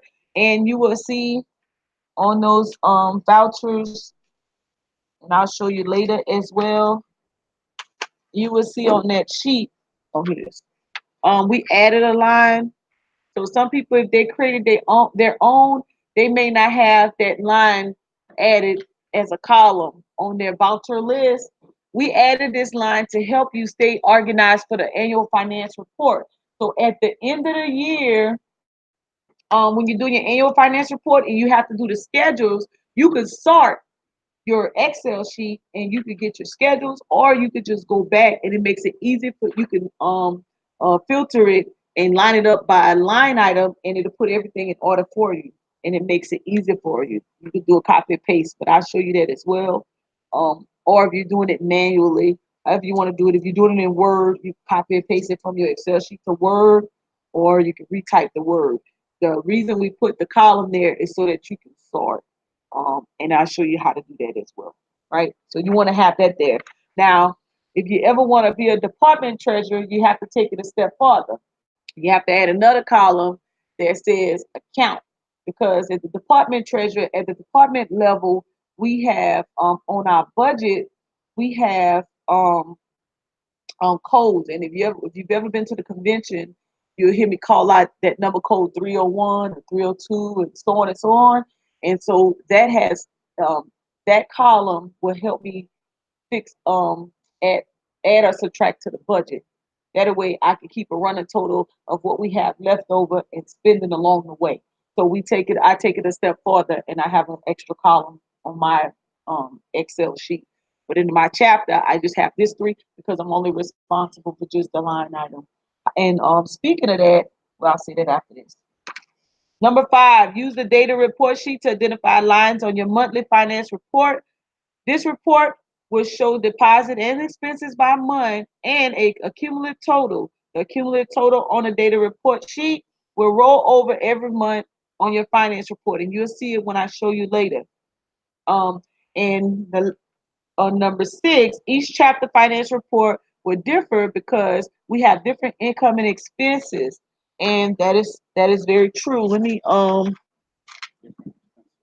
right, different expense lines and income. So, for example, what they mean by that is that so we do fund so income we get the national dues money in we have the Give Me Not fundraiser. We got the Golden Corral. We have Walmart. We have some individual donors. We may get a grant or something of that nature, right? You may only have Forgive Me Not and Golden Corral. You may not. You may only have just Forgive Me Not, or you may just have membership because you may not be doing any fundraisers, right? So your report will look different than mine. Same thing with expenses. At a minimum, and I'll show you when I bring that up. Those line items. At a minimum, just off the top of my head, you should have 19 EC, state convention, national convention, probably doing Christmas event. You're probably doing a picnic or cookout, whether it's the district level or just your chapter, right? You probably have charitable sick expenses. Those are assistant veterans, right? At a minimum, you should have those five as a line item, and all of us should agree on that. And then you may have other expenses or other type of charitable items that you listed as an expense on there as well. It doesn't make you wrong and us right. It just means that you're doing something just a little bit different. Okay. Any questions? And I'm gonna show you this in Excel and electronically, so don't be alarmed. All right, now some other responsibilities when it comes to the annual finance report that we're responsible for. Okay, again, the accounting period is July 1st, 2018 to June 30th, 2019, right? Number two, the annual finance report is due to nationals and the department by September 30th of every year. But we high speed, we off to a good start, and we're going to get our reports in hopefully at least by August, right? And if not, you're going to call us up. You need some help. We're going to come out and we're going to support you. Or you're going to come here with your books. We're going to get it in. Okay? But don't let me rush you. You got till September 30th. Now, if we do need help and we call you, it would be more advantageous to us if you think we pay you. I like money. Nah, I'm gonna come down and support. That's cool. We can just coordinate a date. I think Okay. I called you somebody. Yeah. And that's fine. Because we had it usually. I think last time it literally took about 4 hours. If someone, especially when someone's new, to bring their records and us to go through it and input everything. So that's fine. Yeah. Remember, I got a method. I know, I know how to extract from your bank account, make that very easy, or whatnot, and set it up for you. And all you have to do is go in and put in your checks information and get it all rocking and rolling for you. I'm ready to learn how to do that. Yes, ma'am. I'm gonna show you. Yeah, and that's what it's all about. Everybody is really about sharing the knowledge, whatever's best practice. Some people may have a little bit more Excel experience than I have, or more skills, and they can show me something different and add to. Like when we were doing a convention, my current adjutant Letitia came in, and boom, she whipped that stuff up on Excel and created the labels and doing all of that stuff, and it took her probably less than 5 minutes. And we were like, "Hey, how you did that?" So it's about sharing information, making it easier for the next person. That way, we can keep our membership up. We can keep our happy veterans, our happy disabled veterans, and then we keep a good unity and cohesiveness across the whole DAV. If we continue to share and help one another and give them tools that will help them, right? Okay. Number three, make sure you have an audit committee that consists of 3 chapter members. When the accounting period ends on June 30th, schedule the audit in July and send your report into the department. Remember, anything over 10,000 minus the per capita goes to national. Anything less comes to us. All right. Now, here's the extras. So we beat it down. We beat the nail in the coffin. Annual financial report. Everybody got it. They're rocking and rolling. They know where that needs to go and what they need to do with it. Here's the second. If you're new and this is your first time, It's a 990N. 990N. And on the instructions, show you exactly how to do it. And here it is online. You go to the IRS website, right? Tells you exactly where to click, how to access it. Go to the irs.gov/990N. Walks you right through it. I'll temporarily go through one to show you the IRS website. Now, next segment, the next responsibility is the Secretary of State, Public Charities, right? This form is due 4.5 months after the closing of your accounting period, which is November the 15th. So your annual finance report is due in September. Your South Carolina um, public charity form is due November the 15th, right? 4 months after the closing of the accounting, 4.5 months after, right? And the same thing, step-by-step instructions on how to get onto that website. And I will actually open up that website, and in your packet, you have a form. If you're new and you never filled out the form before, the last treasurer destroyed all the records, you don't have anything, you need a new copy, we can send you out a sample on how to complete it and fill it out. Okay. Anyone? Okay, no problem. Right now, here's something else that popped up. That popped up on me that I didn't know that we had. If your treasurer, for some reason, you did a raffle and they put in for the South Carolina, they reported the raffle application, then you're responsible for completing that as well. Okay. If I didn't complete it.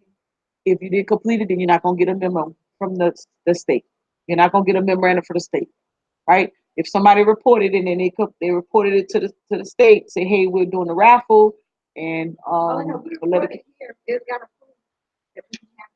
no, that's fine. That's what I'm saying. I'm talking about the Secretary of State. If an application went to the Secretary of State, if it did not, then don't worry about it. If it did, right? So for some uh, prior to me, um, a raffle application went into the state. Ooh, we got a little nasty gram from the state. Say, hey, you didn't submit your raffle report. I'm like, what is that? Okay, call them up. They told us what to do with it. We completed it. Because trust me, if you don't, it will find you. It definitely will tax you. Same thing with that charity document. You don't send it in. You make sure your chapters are current. If you're not sure, when you go to the Secretary website, when you go to select charities and you search your organization, it will tell you if you're suspended or not, and they will send you a letter. So when we get a proof from you don't send it to whoever approved. Yeah, we don't apply to the Secretary of State. And so Right. if we didn't apply to the Secretary of State, Then you're don't not worry gonna get about no nasty gram, now, and you don't need to fill it out. Right. The national, I mean, Right. the Secretary of State charities, we have a fundraiser across the state. Right. Now, Yeah, the those- charities, you probably have that, but we went through everybody. Everybody's pretty online with that one, and they're sending them in. But sometimes, I think as of last year or the year before, some people didn't know about that one, and it kind of went over their head, and they end up having to fine, and because they're going to charge you to reinstate it. So I think we went through them, but we'll go through them again this year to follow up and make sure the chapters are online. But you can do that. Make sure you guys do it to follow up. And all you do is you go when you search public charities, and I'll bring it up. When you search public charities, it's gonna let you know if you're suspended.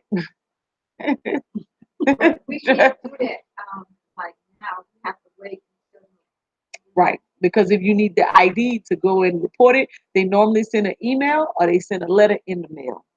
You get an email, you get a letter in the mail, and it has is a number you have to put on there. It's like a letter, 3 numbers that you have to put on the form. So you need to look for that letter. And if you don't have it, you can email, and I'll show you charities. I'll give you the email for it. Okay. But and if you don't have it, you could get it from the public charity. All right. And again, this is the form I'm speaking of. We'll give you an example how to complete it. Okay. Time flies when you're having fun. All right. So any question? All right. So let me pull up the website real quick. I'm gonna go to the IRS website first.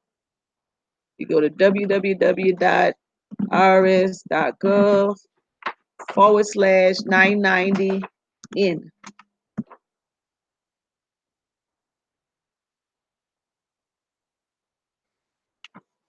All right, so it comes up annual electronic filing required for small exempt organizations.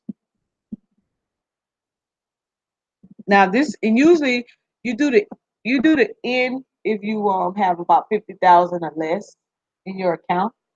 If you're big balling, y'all high speed, y'all got a lot of money, and y'all gonna be interested in filing for grants and things of that nature, then you want to do it at least a 990 EZ, because the grants will be looking for your 990, and they don't want to see a little postcard with a big printed off the top that said you reported to the IRS. They actually want to see that you're reporting your finance properly. So at the department, you won't see a 990 in. You're actually gonna see a 990, because we have way much more than to do it easy. We were almost at the point of being audited, the single audit with funding at one point. And so you want to make sure that if you're going to get into that, so let me show y'all something cool, because we moving on up in the world. Well, it's not really cool, but it's cool to me because, I think everything's cool. I'm going to say search IRS nonprofit search. All right.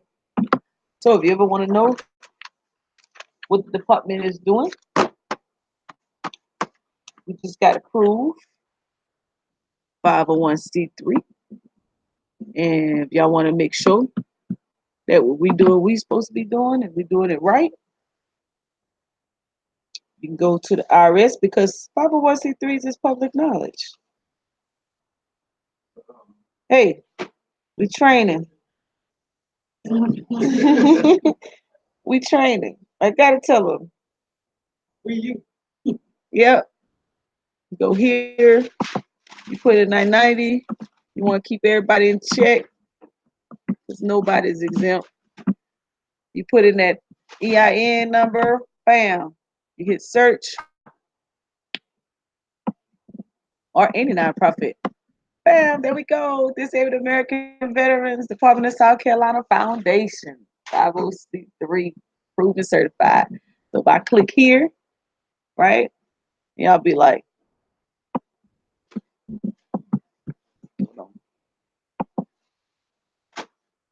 I click here and scroll down. Bam, you see, click on that item right there. This is something new. And bam, there it is. We're in there. Can't keep this up for long. Bam. That's an approval. That's the determination. But I'm gonna show you what I want to show you is, okay, so that's the South Carolina. So I'm gonna go back and I'm gonna put in one of my nonprofit organizations, and I'm gonna show you what I'm talking about. And so when you're doing 990s and not 990 ends, 990 ends should show as well. If you want to check your organization and see if y'all been reporting your 990s, you could put in your EIN number right here, and it will show that 990, because that's public. Not once you become recognized tax exempt organization, it's public knowledge, and you'll know whether or not your 990 was done by your previous treasurer. Scroll down. That's one of the organizations I help manage and support. And then if I scroll down right here, see, it will show the 990s, current 990s. And our 2018 just became due because our year just ended. And so when we put 2018 in the show, but if you put in your chapter's EIN, you should be able to see 990 in. Right? That's just a little check on learning right there, right? So this is the 990 in right here. And then you just stroll through, and then if you want to file, it says, are you ready to file? You click right there. And you probably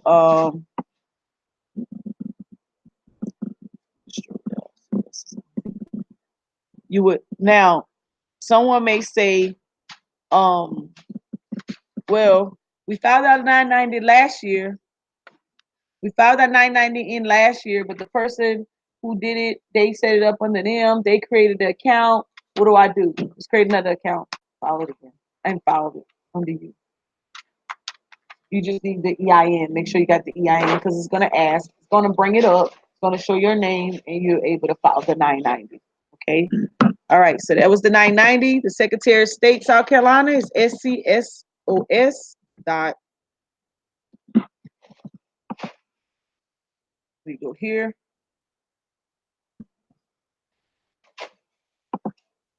Click on here. And these instructions are on the page that we just finished talking about. Right. You can go to charity search. Now, when you go to charity search and you put in your you put in disabled American veteran, you can get a list this long, right?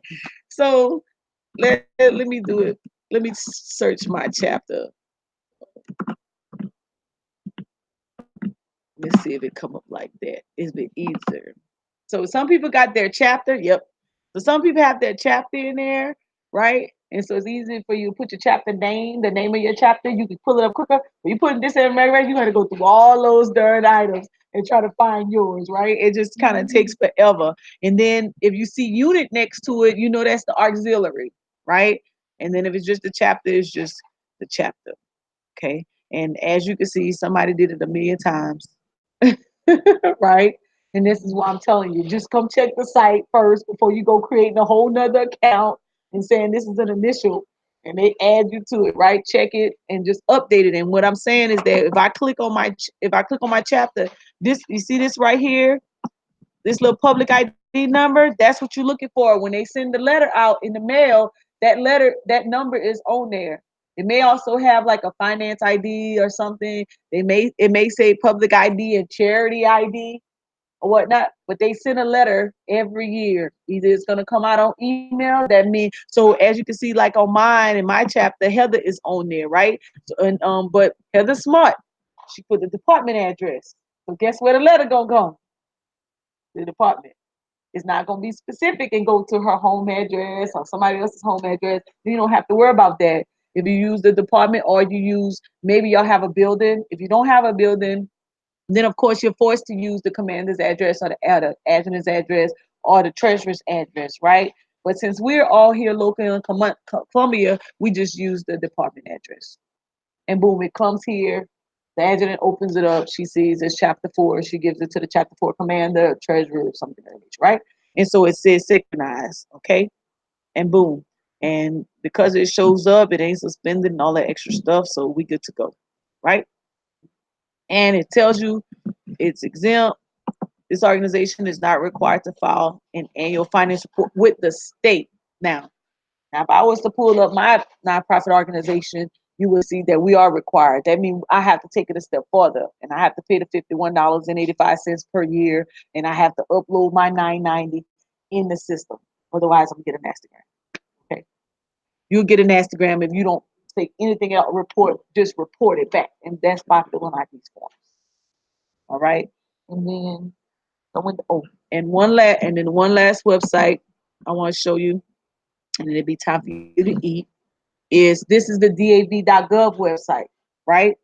You log on as a member because .org. You log in as a member, and I never have my card when I need it, so I have it in my phone, my membership number. Don't laugh at me, chap. Don't laugh at me. Pray for us, sister. Right?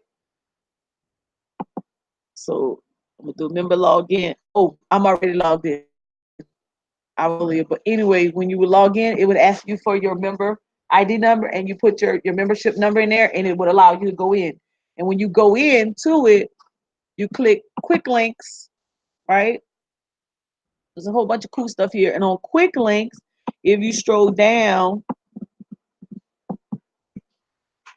and you go to elected officers resources, you will see the annual financial report. And this is also cool because you got the national bylaws. If you've never had the electronic bylaws or you don't know where they're at, or you got a hard copy and you want to get it electronic, you can go here because the template is there, and then you can fill in whatever information that you guys added to or not. You can get that kind of stuff on here as well. So that's a PDF right here. It is in PDF, right? And you could change it to Word. And if you don't know how, you could ask me to do it for you. I can change the Word and I send it back to you. Okay.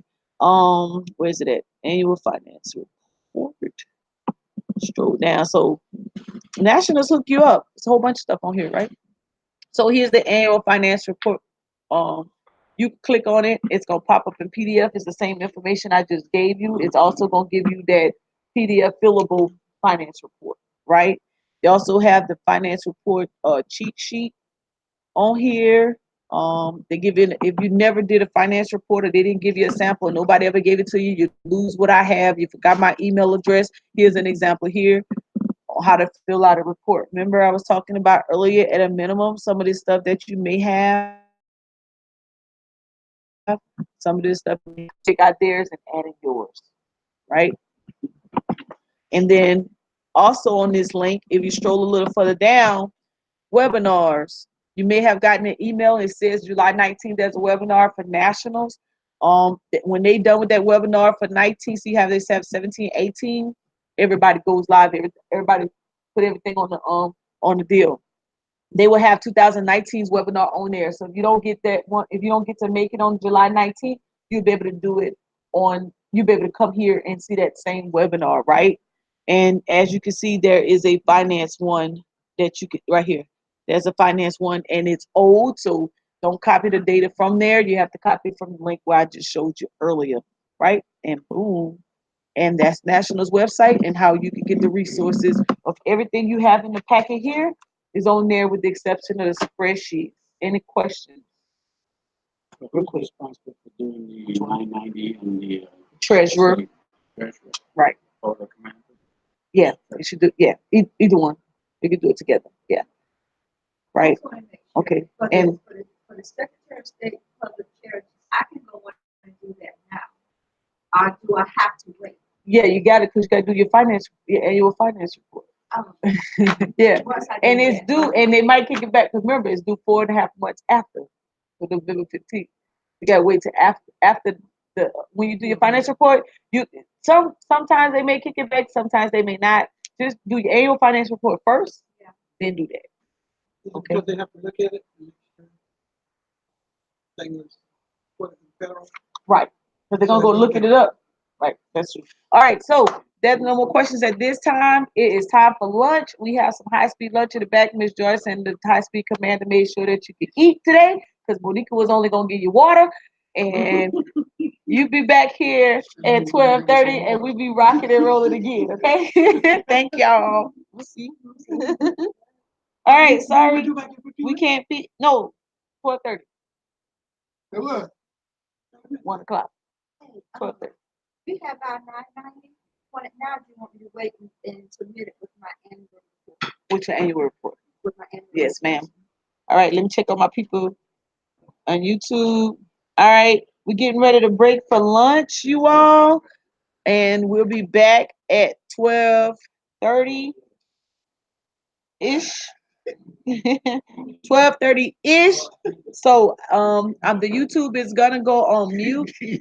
Thank you guys for tuning in. Yeah, we're gonna be on mute for 30 minutes, okay? Because I'm gonna have to do like 2 or 3 links. And then since I didn't see y'all like 2 or 3 links, I don't want to mess it up, because some of y'all just learned how to do YouTube. Thank you again for tuning in for Disabled American Veterans South Carolina Annual Financial Report Review. And we'll be back, and we're gonna go live with the Excel spreadsheets when we come back. So peace, and I'm going on mute. If you have questions, post it in the chat, and I'll get it when I come back off of break. All right. Sorry, my live have to sit dormant for 12 till 12. It's okay though. I will see. And that's 12:30.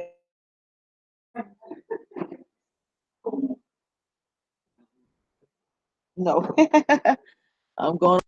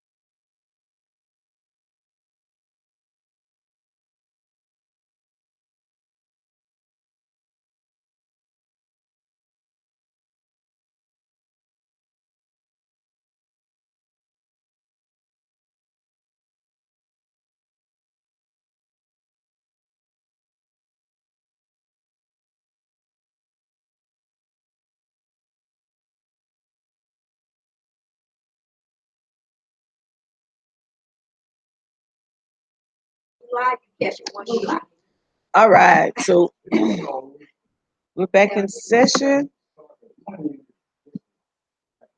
We are back in session. All right, I'm back. I'm back. I'm back. I'm back. So hopefully you guys have gotten something to eat. Ooh, we right on time. Ready to rock, ready to roll.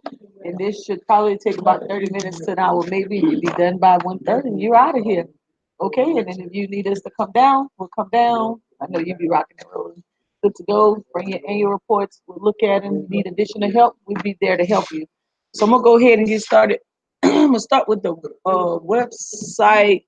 No, I'm gonna start here. Hold on. Need to pull up an email.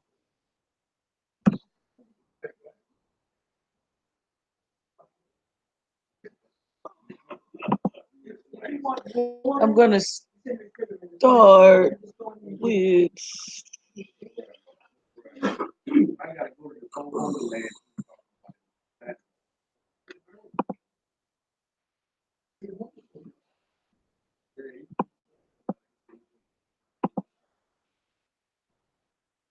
this is what I'm gonna bring up. All right, so I'm gonna start. I'm gonna read this letter that came out from Nationals. Yep, it came in an email. Make it a little large. Oh Lord, I made it too big.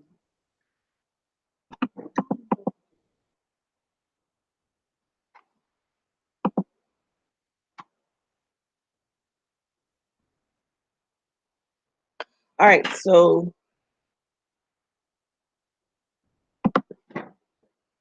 let me just download it.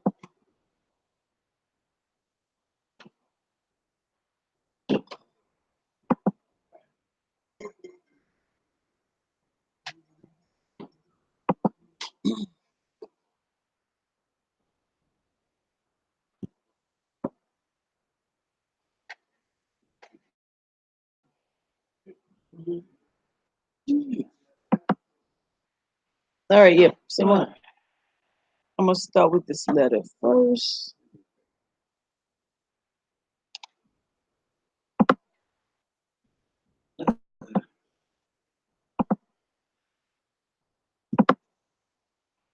All right, so this is a memorandum that came down from Nationals, from the command to the commanders and the adjutants, and then it came out 2014. Right, but it still applies today. So I'll read it to make sure that people who are out online actually hears it as well as you guys hear in the classroom setting. It says, as you may know, Article 18 of the DAV National Bylaws and National Executive Committee Regulation 7 provide restrictions and limitations on the accumulation of funds by the DAV subordinate units. The restriction on the accumulation of funds by the DAV subordinate units currently provides that DAV subordinate units may not accumulate funds in excess of 3 times the expenses of their last accounting year, and further, that any excess accumulated funds must be spent for service purposes within a reasonable time. 3 times your expense of the last accounting period. So for you, our new accounting period started July 1st, 2019, which goes to June 30th, 2020. So your 3 times your expenses of the last accounting period for you would be July 1st, 2018 to June 30th, 2019. So whatever that total is of expenses that you spent, you can't keep excess of 3 times that amount. Anything over that, you need to spend within a reasonable time for services purposes. Everybody received this letter. It went out in an email. It's okay if you didn't know in the past. You forgot. Nobody passed the information down. It's cool. You got it now. So, veteran services, veteran assistance, veteran, whatever. Veteran. It pertains to the disabled veteran and the veteran. Okay. Eaton, that's veterans. That's veterans needs, right? Yes, but I know you've been being tight-fisted. It's okay. You don't know what you don't know, and it's better to be safe than to be sorry. Okay. To ensure there is uniform compliance with the excess accumulated funds provisions, it is required that the department closely review and monitor future financial reports for all chapters within your department. If you find a chapter has excess accumulated funds, you should request a written spend down plan be sent to the department for consideration. Should this plan should send out a program for service to disabled veterans and their families, which will bring the chapter into compliance with Article 18 over the next 5 years. The plan should also specify the service programs to be funded, whether at the chapter, department, or national level, and a specific amount to be expended for each such service program. Please be sure to provide national headquarters with a copy of the department's correspondence requesting the written spend down plan from the chapter. Once the department receives an acceptable spend down plan for the chapter, a copy of a said plan and department approval letter should be provided to national headquarters as well. It is important to note this standard is not solely a creature of the DAV. Both the IRS and the Better Business Bureau Wise Given Alliance have equal or even greater yardsticks. All right. So basically, if you don't, if you have excess funds, then the department commander is gonna send you a letter and request that you send him back a service spin down plan. Okay. So how do you make sure that this doesn't happen or you stay in compliance? Every chapter has to have a budget. You may not have heard that in the past, but trust me, the department is commander is going to come down and tell your chapter you need a budget, right? Now, if you don't have a budget already, you could create the budget by your um using your finance report. That's the easiest way you can create that budget, right? So your finance report at this point, especially your June report or your July report rather, will have all of the line items, income and expenses that you actually spent throughout the entire year. That would be from July 1st, 2018 to June 30th, 2019. So you can actually literally copy those line items, right? Move it over. You can, if you don't know where to start, you can actually start from those accumulative amounts and work your way backwards. So that's not concrete that you have to use those figures because you would be going off of what you have in your bank account, but it's a start, right? It's a start. So for example, let me show you. Let me bring up Excel. All right, so this is an example finance report, right? It's generic, not real. I just threw some numbers in there, okay? All right, so the top of your finance report will have disabled American veterans. It'll have monthly chapter finance. And remember, there's one, oh, I showed you one online and I'll show you how to get that again. Or if you received my first email, you would have gotten a sample Excel spreadsheet.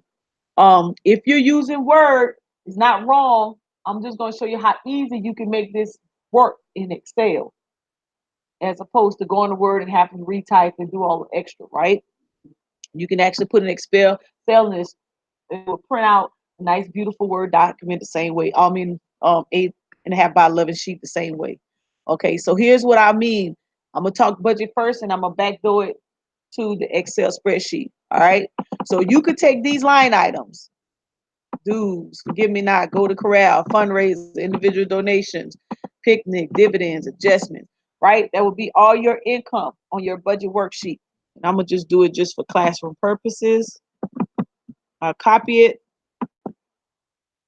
create a new sheet, paste, right?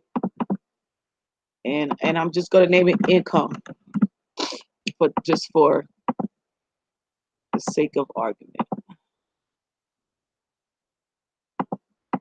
right? And then just to say I'm showing you how to create a budget. You may have another way, you may like another way, that's fine as well. Then I'm gonna copy all of the disbursements. And the reason I'm saying to do it from your finance report, because these are items you've already been spending on. Now you may have new line. Oh, what am I saying? You may have new line items, and that's fine. You can always add to it, and that's cool. It's not gonna hurt anything. Name expenditures, you can say expenditures, however you would like. If you notice on the departments, it says charitable in, charitable out, fraternal in, fraternal out. If you're high speed and you understand that, you do it that way. But if not, you're old school like me, I just want to keep it simple and come in and come out. Actual, estimated actual, or approved budget, and then actual, right? Yeah, all that great stuff, right? And if we need to put something out standard from the department, the commander will give me that nod, and then I'll make it happen, and then we'll send it out, right? All right, move this down so we can say approve. Now we already know when you first start this off, it may be projected because you had to get your body to vote on it. So initially, actually, you could do it like this, and you could say projected first and then approve. And then you'd have approve, budget, and then you'd have, you could say actual, whatever you want to say. And that would be whatever's going on throughout the year. So when you put those numbers, and I'll just put these numbers in just to show you, and you could, you have your own numbers, how you want to do that. Just to show you how it all works. Save me a little time. Oh.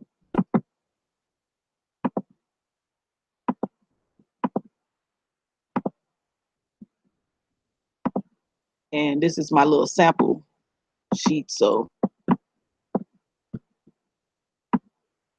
I'll copy some expenses over as well.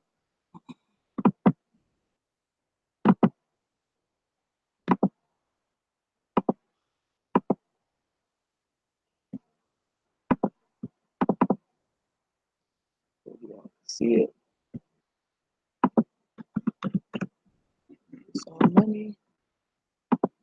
Just formulate it out a little bit, just so everything is synchronized. All right.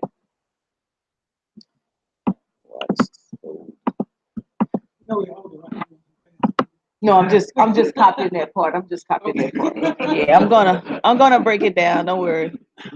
I was just copying it so you could see it. Can you guys see that? All right. I'm gonna just do a sum total of it. And I'm coming to see you, so I'll be able to sit and show you one-on-one. All right. So boom. So let's just say, classroom purposes, this is what you had last year. When you pull over your financial statement, these are the numbers that you had because that's what you spent, right? As an executive committee, you guys look at these numbers, and based off of how much you have in your bank account, right? So you may not have 9,000 in your bank account. If you got 8, right? You could look at these line items and you say, okay, all right, we only have 8,000. We started our fiscal year July 1st, 2019. How we want to make these adjustments so we can bring it to the body to our next meeting for approval. And you make your adjustments accordingly. If you have more than that, you make it accordingly. Just make sure the income and the expenses agree, right? So the top will equal the bottom, okay? And the body will approve. So I know some people will say, well, I don't know how much I'm gonna make in fundraiser. That's fine. Just do it. It's an estimate, right?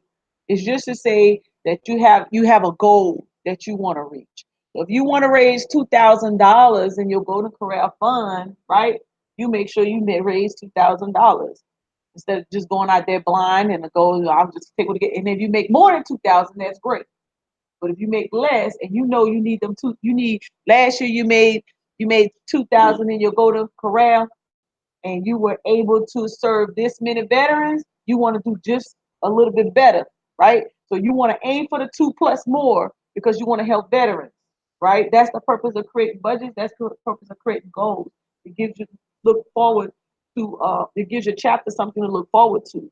So excuse me. So if they always come in and say have all these, they have 50 veterans in need of paying light bills, and you only making enough fundraiser to do 15 veterans and they're complaining, then guess what? We need to make this much money in order to help them 50 veterans you always bringing in here to support, right? So if that individual is not helping with fundraisers, you need to get them on board so we can make that happen, right?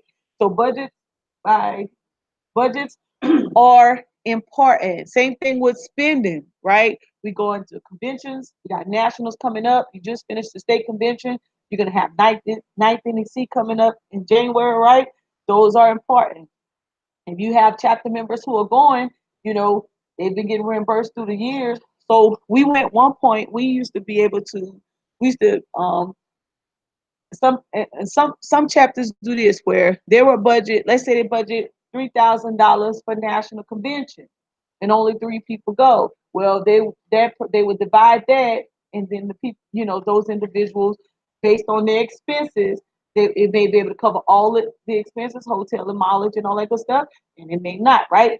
So let's say next year you voted again, say, oh well, 3,000 was working for us, we're gonna vote again, right? So the new year comes up, now you got 10 people that goes. So instead of that person getting reimbursed $1,000, now that person gets reimbursed 250. So if that's what you're gonna do, you have to know that if your numbers, if your committed, dependable people go up, then that reimbursable amount is gonna go down. You go to state convention and you used to do the same concept. Now you have, instead of having 15 people show up for state convention, you got 25. Maybe instead of saying we're going to divide $3,000, maybe you say, okay, we're just going to reimburse for registration. So this 3,000 hopefully pays for all of the registration. It's making sense, right? Maybe you'll have some left over. Maybe you have to add 2. Now you got to go back to the body and say, hey, listen, we had board registration, which is a great thing because now you're represented at the convention with more people, right? More people getting information, more people are supporting the chapter. Then maybe you need to increase that budgeting next time you adjust it accordingly. Or the executive committee come on, y'all decide you got to move line items around a little bit and you cover down, right? Um, the picnics and our cookouts, our Christmas dinners, um, parades, those things, BABS, HSCs, Fisher House, Miracle on the Mountains, uh, the Reason Across America, all of those maybe standard amounts that you want to donate. Boom, you put those amounts into your budget.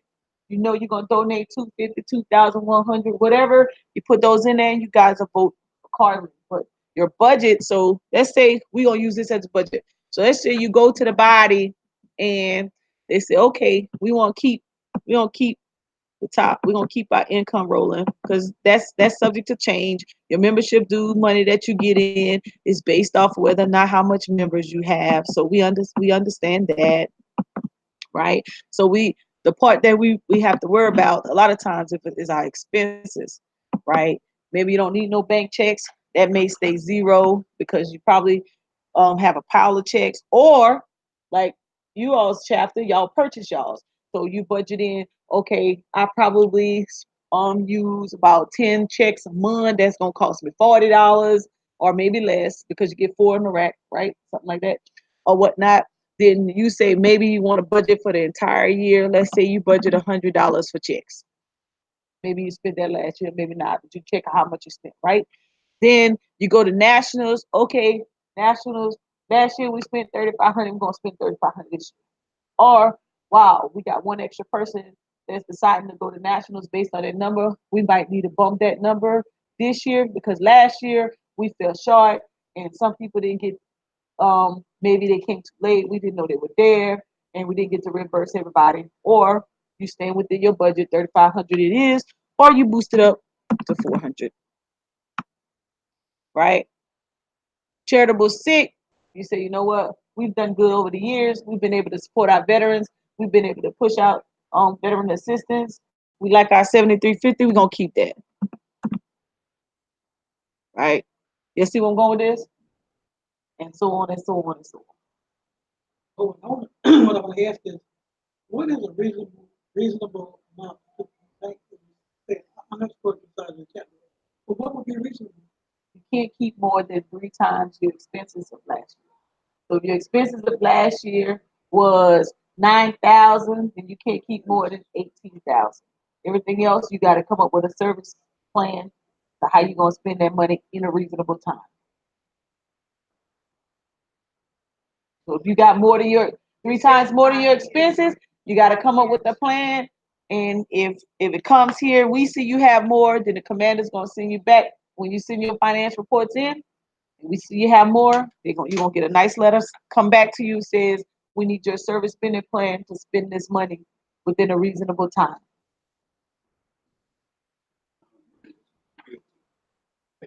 Right. And now we have an understanding that some people have money that's designated for certain like things. Somebody may have donated a big pool of money for vehicle and they say you can't spend it on nothing but just that. Maybe you don't need a vehicle right now. That money has to stay. We understand that. You know, but your fundraiser monies and things of that nature go out and help and support veterans. If you don't have an idea who you can support, you can contact, like you mentioned earlier, the like you guys mentioned earlier, the caseworkers at the VA. Always got somebody probably. You got different service officers around your county that may know. You have Goodwill has a veteran uh person. So there may be a way that you can make that happen, or you create something at your own location and you have veterans come out and you support them. Or maybe you go out into the community, you buy kids or whatever it may be. Maybe it's too hot, you buy fans, something of that nature.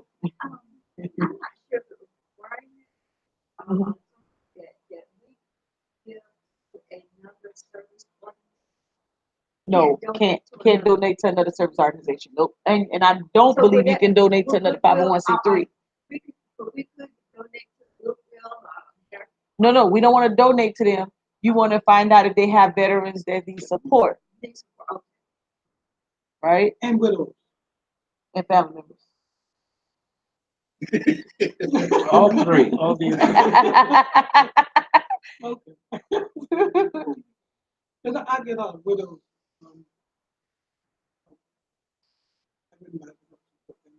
Right.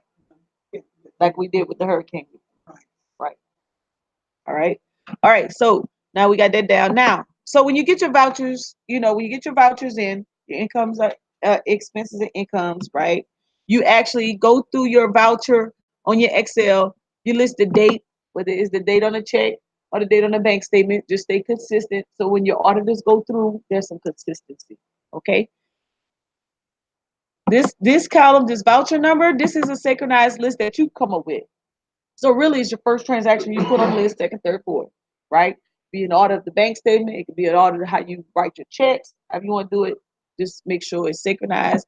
It keeps the everything in order and being able to track.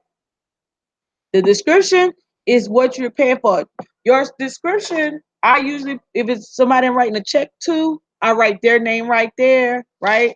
And I have actually have another column too. I got 2 columns. Or I'll put in the description, I put whoever I'm writing the check to and what it's for. So I can be able to go back. Remember what I talked about earlier? My line items on the schedule, and I'll show you that in a minute. Make sure you have your check numbers, deposit amount, and expense amount, right? And then if you put your beginning balance at the top, and we'll go through it one by one when I come down to you guys or whoever else, make sure that you take your beginning balance and you adding deposits and you're subtracting expenses. What's up, ma'am? The problem that I had last year, like some of the checks that I wrote out, they were for different kinds. It might have been for DAVs, it might have been for office supplies. They just lumped it all the receipts at one time. So when I went to this, I know the purpose of the line item so that you can extract easier. I'm sorry.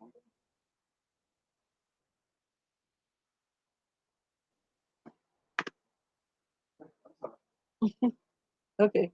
But when I went to the line item, so what I did was I wrote in my description what it was for and the amount.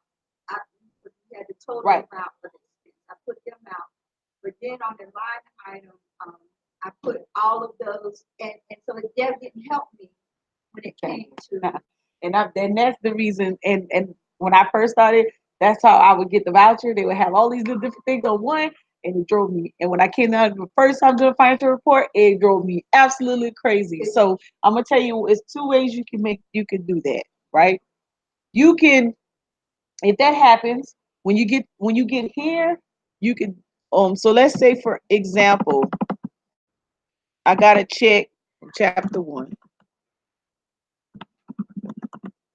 and it was VAVS 200, HSC 100, Fisher House 300, right? So that's 600, right? So that's how I used to have it on my line item, right? So I had to put 600 here. I changed that because VAVS, oh no, these are all the same. Hold on, let me switch that. Department.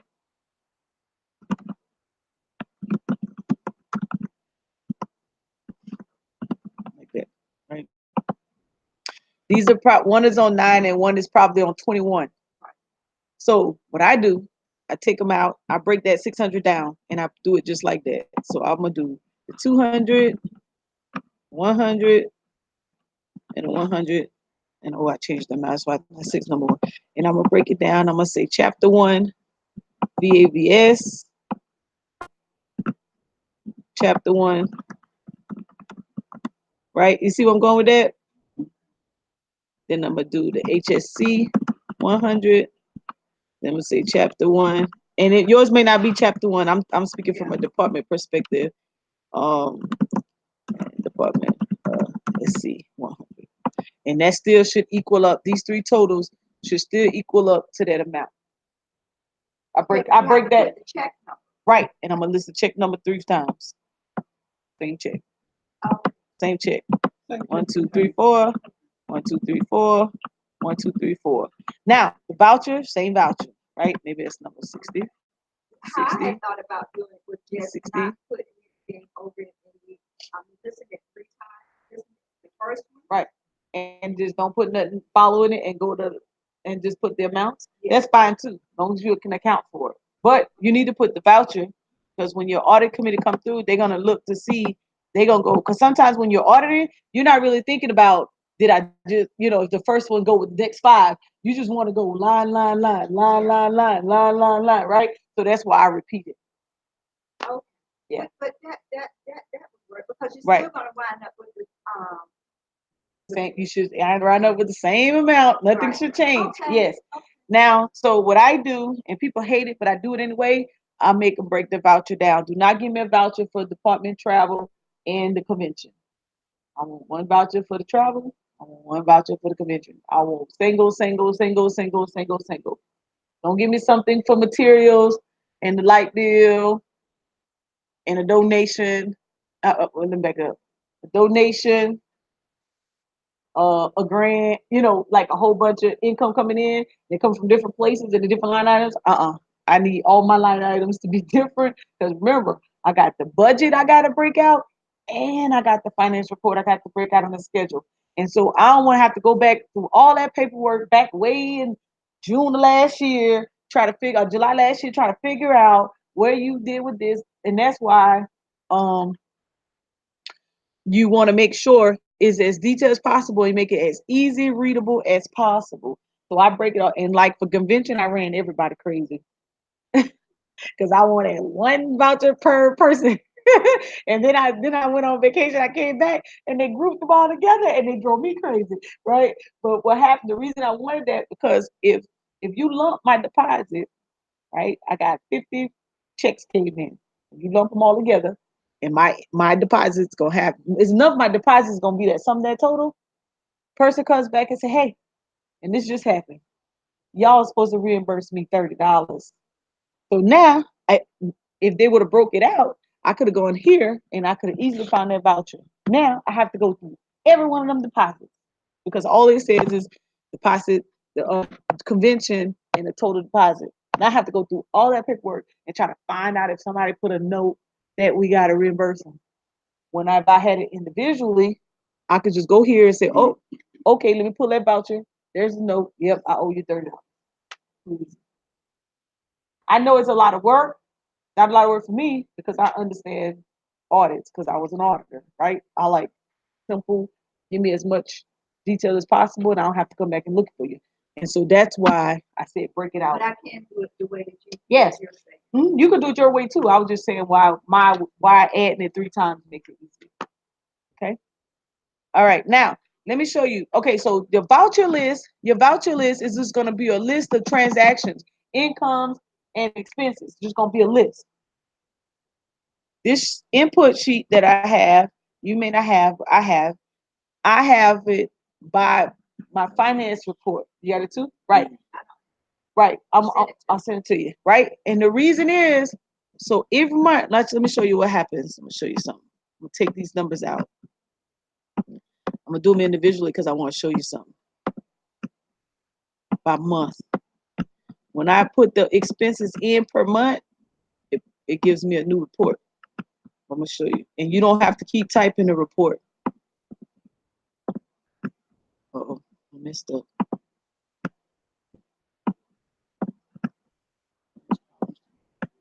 Yeah, but if I do a backspace, it's gonna give them all back to me. I want to, yeah, okay. So this is the month of July, right? So I got 3 transactions on the month of July. If I click here on my finance report, guess what? I got 3 transactions, right? My sum total is already there. The only thing I need to do here is change my dates, make sure there's the end date of the month I'm on. That's why I got it in red. Go down to the bottom, change that one to the end month. This is gonna automatically be here, whoever your commander is and whoever the treasurer, right? That's my July statement. Boom. All right. After July comes August. I inputted all my vouchers for August. I took my totals and put them on its respective line items, right? It added up and it's gonna automatically add. See how it's adding to my statement? Automatically adding to my statement, right? All of that. Right. Let me go back. Let me do it again. So they're linked to each other. They're linked. Yes. Let me delete that. All right. You see line items 2,500, 500. Okay. The only thing you see on the report 2,500, right? That was the first month. 500. That in total should equal my bank statement. All right. That's how you check and balance your own self with reconciliation. My bank statements and my vouchers should all have that same end total, right? Now, I put my vouchers in for the month of. Go ahead, back. Unless you got to check that. Unless you got to check that hasn't cleared. Would be right. In that case, if you putting yeah. So basically, we saying he's putting his checks. When he write his checks, he putting them on a voucher register ledger automatically. If it does not clear in that month, then when you get his bank statement, his balance is going to be off. The bank statement is going to say one thing, and the balance is going to say something else. So in order for your voucher list and your bank statement to clear, everything has to clear that you wrote in that month that you have on the list. If you It now, can't, even though if it didn't clear that month, it cleared the next month. that's a different balance. He was pointing out Yeah, that all all the 3 expenses would equal. equal to 1 month. Right. True. That's one of those checks that come out. Right. Bank. Then you got an expense that Okay. you haven't actually expensed. Right. Well, I just put that under my Yeah, on the back. additional. I have my Right. I have my what the bank says it should be, Right. and then I tell them what's the truth. I forgot what is Right, true. and that's what he said. Yeah, Yeah. but I still keep account of You what keep account, right? Because on the Yes, back of the statement, you can actually write the checks on it that did not clear on the right, back of the the statement, income is in Right. checks that did not.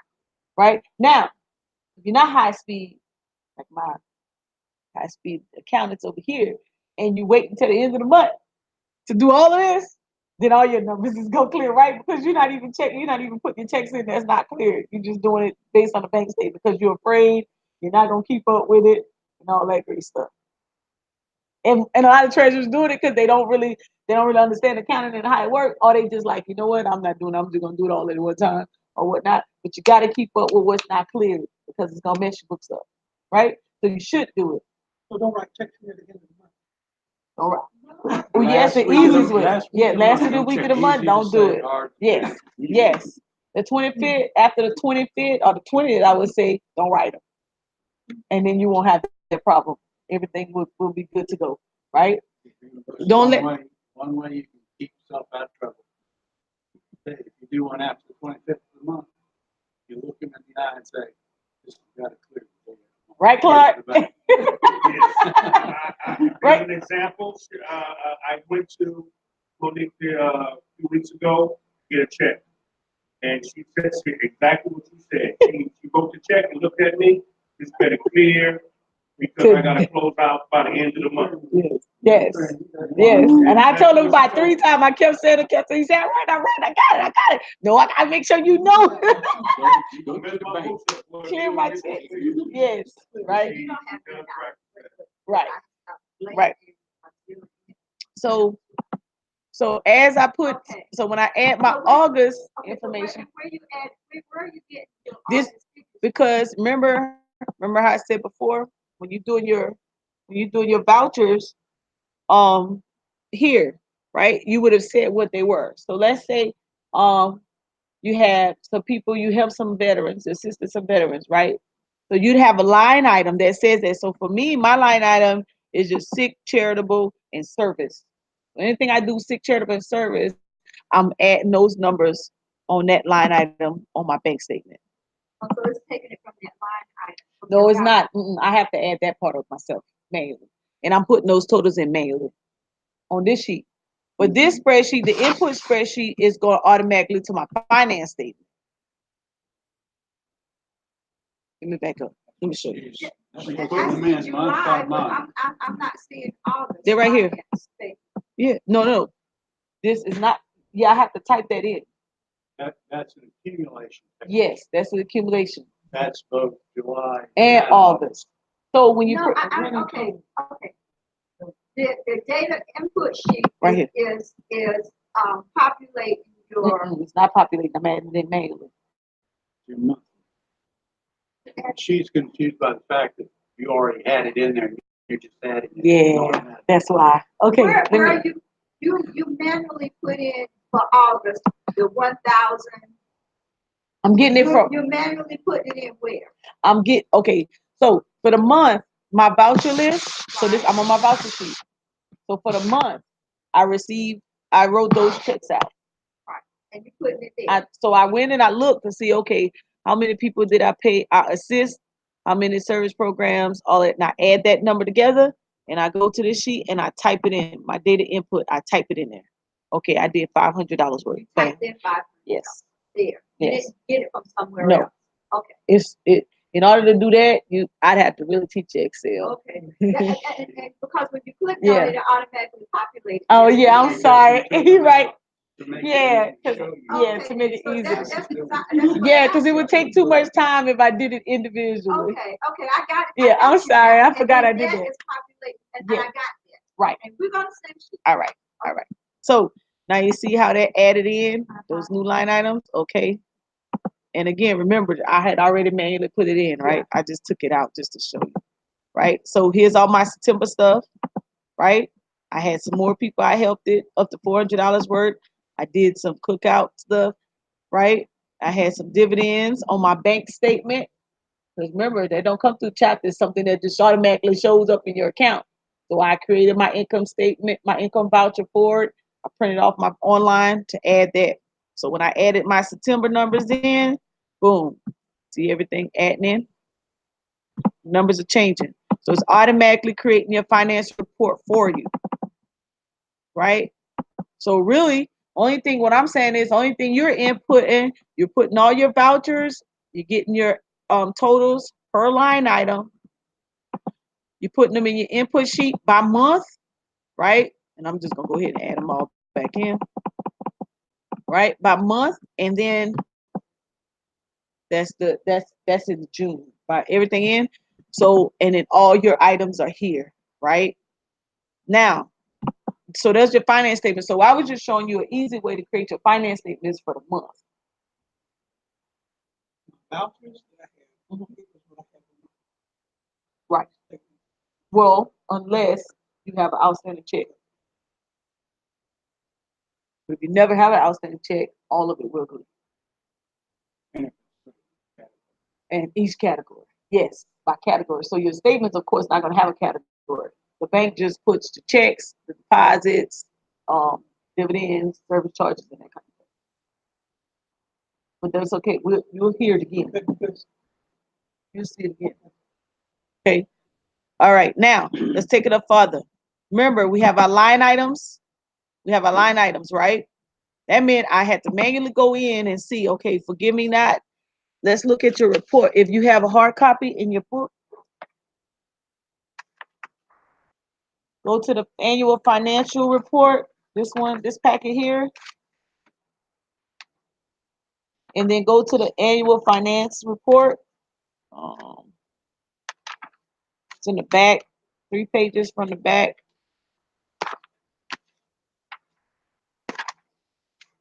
These line items here is what we're calling schedules. The numbers like 1, 2, 3, 4, 5, 6, 7, 8, 9, 10, all the way down. Those we're referring to those as schedules.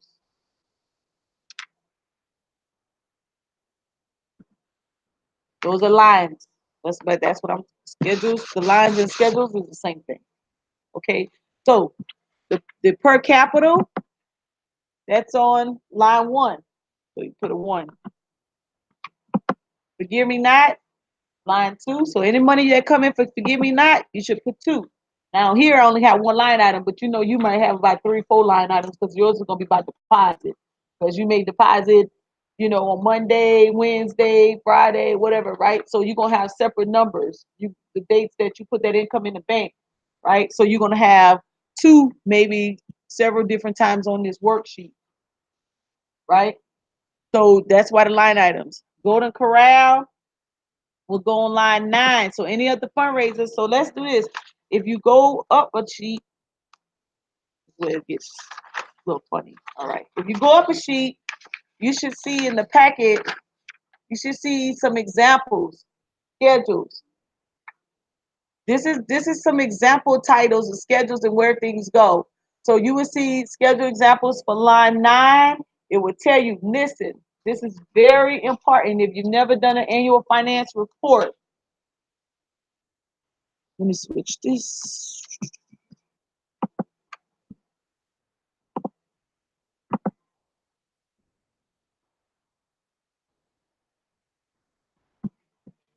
And you can find this information. Again, you could go online. It's on the quick links. If you click annual finance report kit, same packet I have right here. If you lose it, it's online. You scroll down, you get it online.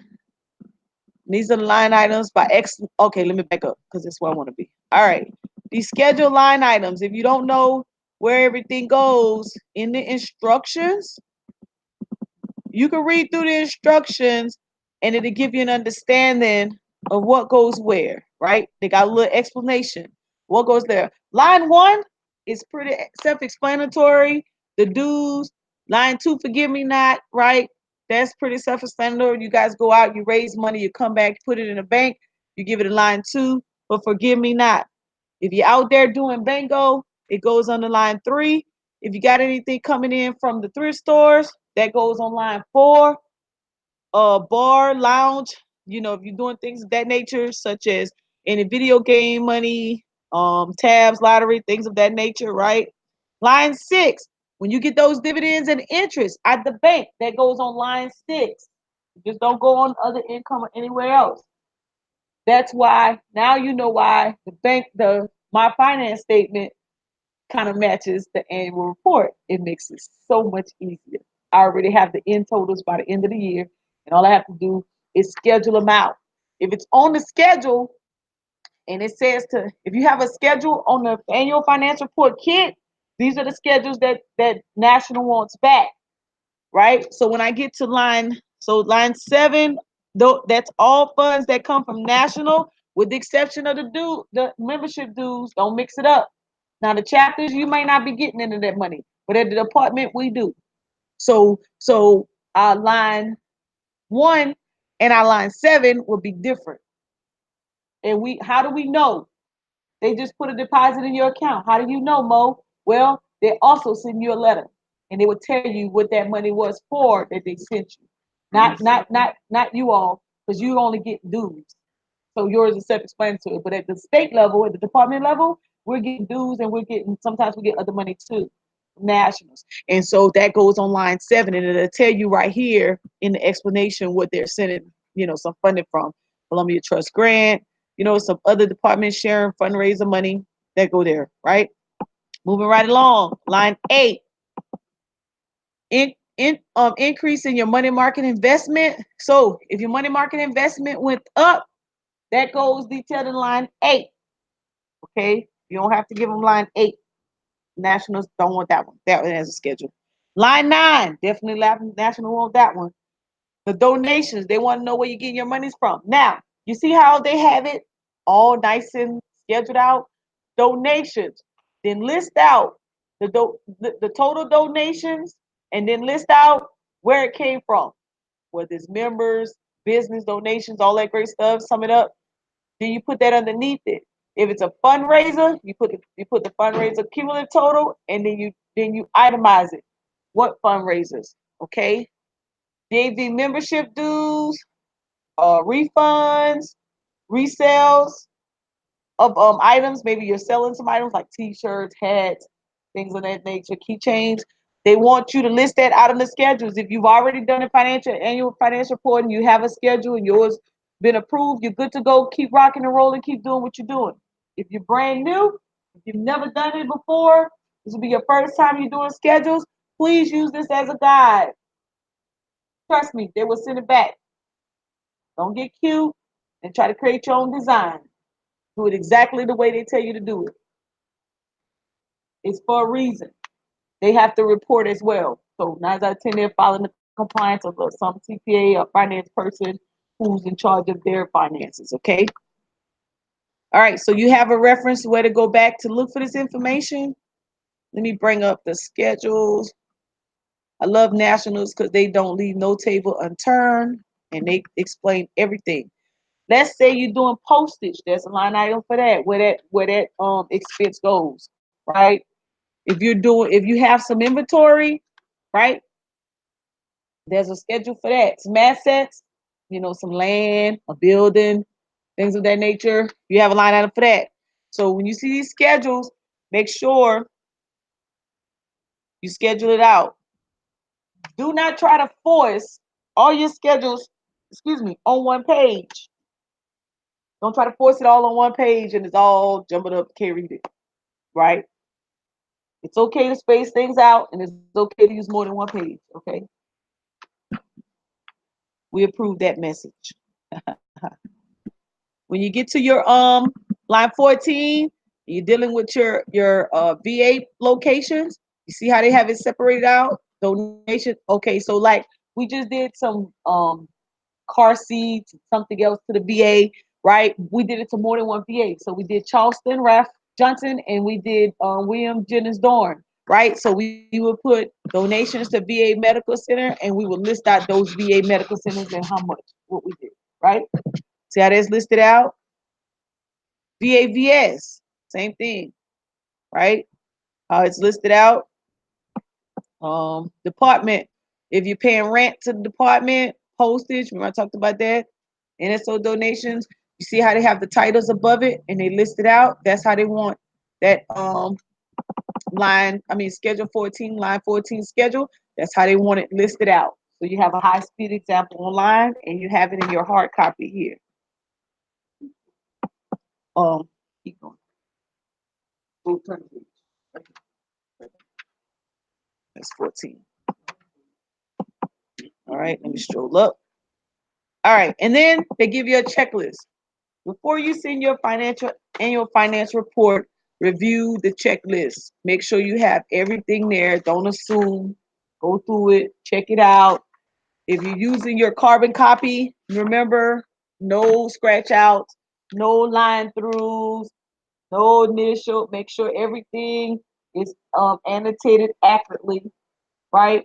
If you don't want to use, or you didn't receive your carbon copy, it normally comes in the mail. Remember, maybe the past commander, past treasurer, past adjutant may have it. If not, you can go online, like I'm online right now, and boom, that's the report. That's the new one. And how do you know? If you stroll down here on the bottom, don't send them no outdated revised copy. Oh, right here on the bottom, see right here, June 19. Don't send them the one that says June 17, 5/13, 4/03. They're going to send it right back to you with a nice little note. You don't want that, right? That's why I said if you're going to do electronic copy, you can do it online, and it always have the nice updated. Make sure you print 3 copies or 4 copies, however many you want, minimum of 3. One has to stay with you. One has to go to the department. And if your income is 10,000 minus the 10,000 or more minus the per capita, which means the money come back from nationals and membership, then it needs to go to nationals. And if not, your last stop is the department. Okay. Make sure you have your bank statements and is the in the balance. Make sure those are there, right? Remember we talked about those signatures authority, right? The name of the bank, where it's located, those individuals authorized to sign, the treasurer's signature. Uh-oh, sorry, y'all. I'm too fast. And your audit committee right here. And remember now, you're not gonna be able to type their name here, but when you print it, you could print the name and you can put the membership numbers in. You gotta put the membership numbers in there. Okay. Basically, look at see, make sure that they're good standing, they're a good standing member, right? And here's a schedule 14. They want you to put your schedule 14 amounts on here, right? And they have them broken down. And then you have, remember, talk about assets. Maybe y'all have some real estate out there, some land, some equipment, things of that nature. If you're not sure, look at your previous year finance reports. We have copies up here. I think go way back, right? I can pull them out, send them to y'all if you need it. And that's the last page. My most frequently asked is the schedules and how to set up this Excel spreadsheet. We could spend some time with that. I can either come to you or I could get in a hangout like I'm on now, but you just don't see the hangout where it actually shows my picture and I can see you and I can share my screen and we can walk through it or we could do it one-on-one. I can email it. I'll make sure you get it. I have a blank one. And then now the most important is making sure that your sales are add up. I take it a little step further. I document because sometimes the commanders will call and they want to know, did we help such and such person in the past, right? And so it just, instead of me going back through the entire voucher list, anybody I help that's in a sick and hospital, that's just something we do in chapter 4. I list them there, the check number, then the amount. It makes it easier for me to give that to the commander. If I'm helping them, for some assistance or something of that nature, DAV, DAVA or something, I put that there. DAVA, that's the family members. And then charitable, if I'm helping there, I put that there in the amount. I took them out because I didn't want to show that stuff there. Is that on the? Oh, I'll recheck it. If not, I'll resend it. Okay, yeah, I'll resend it. Right, right. because I'm not sure if I deleted that or not. This is just some best practices I do because it just kind of helps me out. And if I'm doing some service programs, I put who I'm giving money to and what's going on. And that's way, if I go to the chapter, like if anybody was at the convention and I got asked about where the money was being spent for the Eastern Stars, and I pulled it up on my phone. I just hit the tab, and I already had the whole list because we knew people were gonna ask, where the money was going. So the list was right there. I just clicked it on my phone, on my Excel, and boom, I could tell you everything you need. And it's easier than me trying to go back through the vouchers and say, oh, okay, we spent over here in this month, May, June, October, August. It was so much easier. We kept a whole nother sheet, right? Same thing with the nationals, did whoever yeah, these little tabs right here. Yeah. So this is nationals. I keep up with who I'm paying for nationals separately here as well. And That's right, check. If someone goes to national, they just put it in the yeah, if it's for convention, it's for yeah. If it's for but you got three different ones. So whoever's going to nationals, that needs to like this why I got a separate sheet right here. So everybody who's going for nationals, I'll write them right here. This one right here. Yeah, this is what he's talking about. He wants this. So the description is national. Right. The description is nationals. So this one I have nationals. I have ninth NEC, right? I paid for ninth NEC there, and then for the state, I put them here. So if someone comes back and they say, I didn't get my check, it's easier for me to pull that little list than to go back through all those vouchers and figure out who I paid, right? It's just some extra little steps that I take just to kind of help out. And then you don't want to use that. I know I deleted this off because I know that this is not the current copy, but we put it in Excel, and we you could do it here too. But in order for you to do that, you can copy and paste that into Excel. You just got to make sure that on the bottom that it has this information and it's the right form. So see, this is the old form. So I know I didn't send that to y'all because I deleted that one off. And again, when you're doing your schedules, you can do those in Excel as well, kind of like I have them here, but I don't have a whole lot of them. And so it's not all barged up, but we have some chapters, man, you guys really do some high speed stuff and you have a lot of line items. So don't try to birch it up. Compile it all on one spreadsheet, okay? You can make multiple sheets, all right? And it just kind of makes it easy. And this is some best practices. Okay, so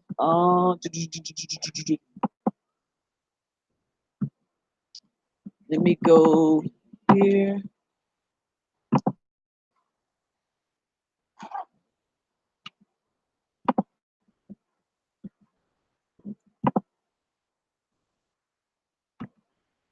All right. Any questions or concerns, and who needs anything from me? Yes, ma'am. I told y'all from the get-go, I had a lot of questions, so don't That's get fine. frustrated. Go ahead. I'm learning, I'm new. Not yet really new, but I'm learning. Is there certain income that can be only used for certain things? Say like when we do forget not, or when we do the 50/50. Clark, Mr. Clark, call Miss Joyce real quick. Because I want to make sure, like when we do the 50/50 raffle, we do like the Forget Me Not fundraiser, the Golden Corral fundraiser. I mean, because because we do the charity, the needy vets, we do all that, but then we have the convention. How do we pay for those?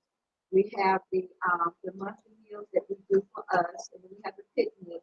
I just want to make sure that I am spending the money that's coming in.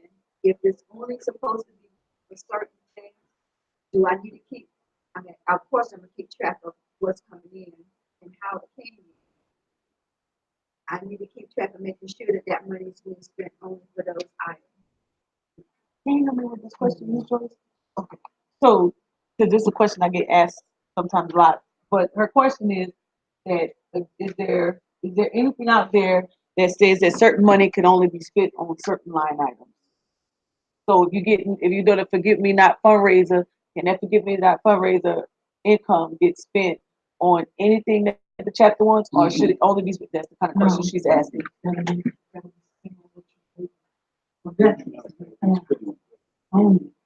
So what income can So they how do use? we pay for people to?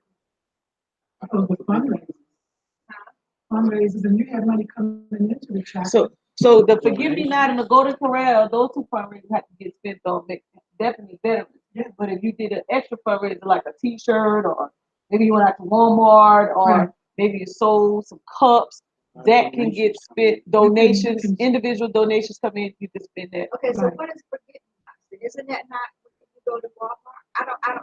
Do y'all call it Forgive Me I Not? don't know. Is it I'm doing just that? asking. That's what I thought. when you Because I call see it, people. when you Yes. call it a Forgive Me Not fundraiser, we give out those The Forgive Me poppies. Nots, those little poppies. That's what That is your Forgive Me Not fundraiser. Okay. That money is only supposed to be spent on Okay, that. so if we go to Walmart and we say this is a Forgive Me Not fundraiser, Right. then that's what we have to use. That's right. But if we go to Walmart and we just say we're doing a fundraiser for DAV chapter 44, then they could be spent anyway. Right. And see, that's Okay, what we're about doing in our the chapter. 50-50 raffle?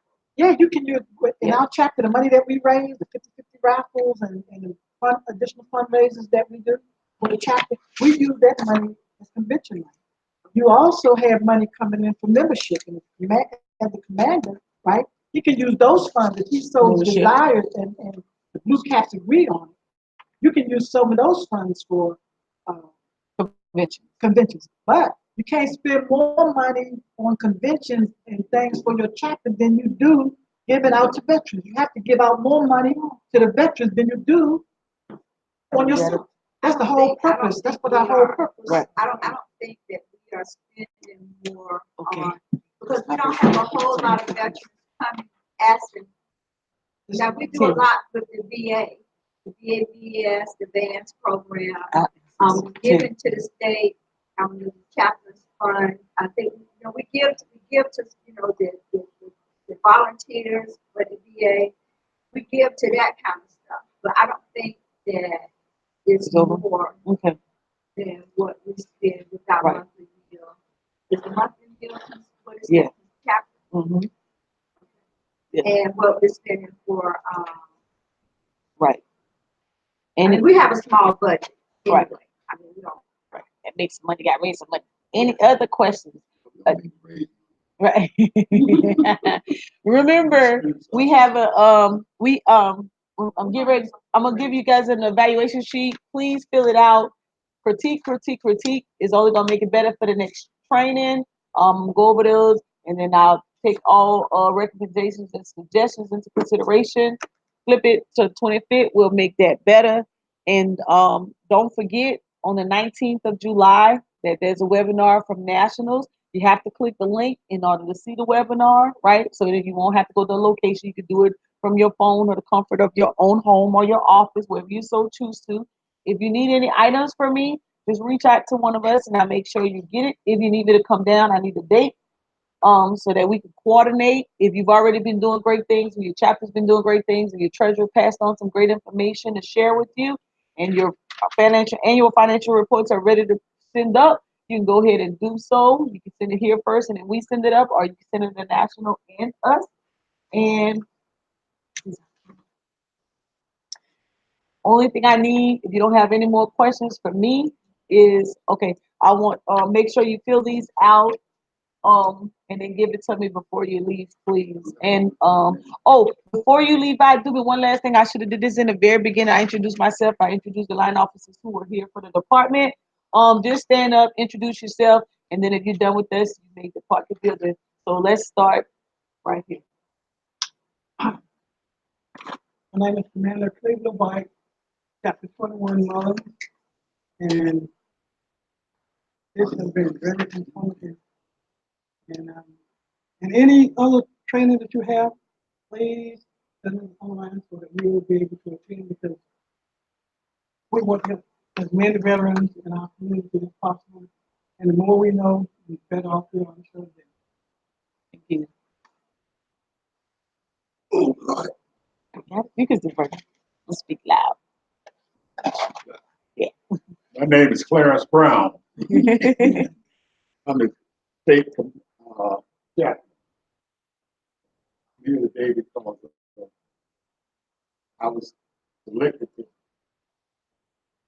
check her books, Right. and I want to be sure we be on the same page. Awesome. Good. Audit committee. Yes, sir.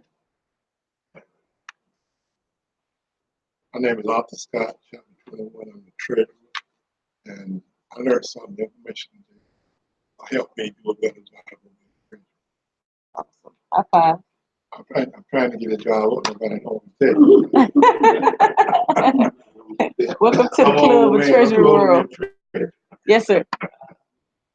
I'm Jordan, chapter 30 treasurer, in my second year.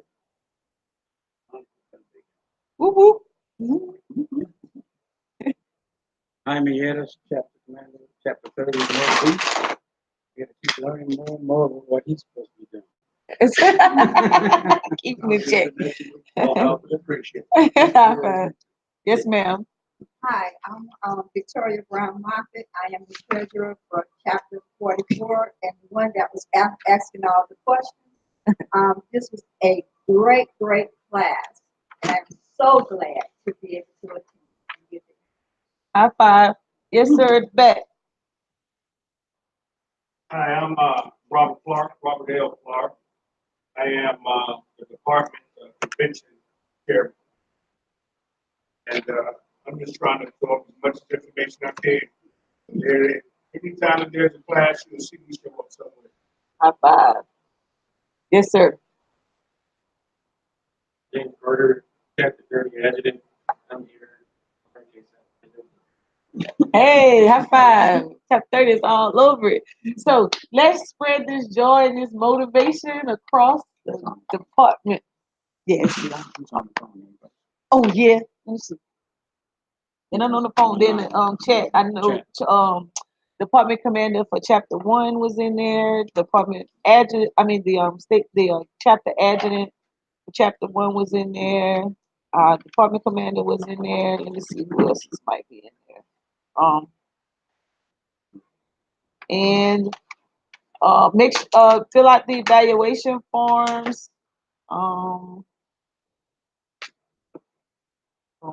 Somewhere. Oh, And yeah, give me that evaluation form. Make sure you give me some critiques. And then if the next training is on the 25th, you don't have to come to the second training, but you will get the link.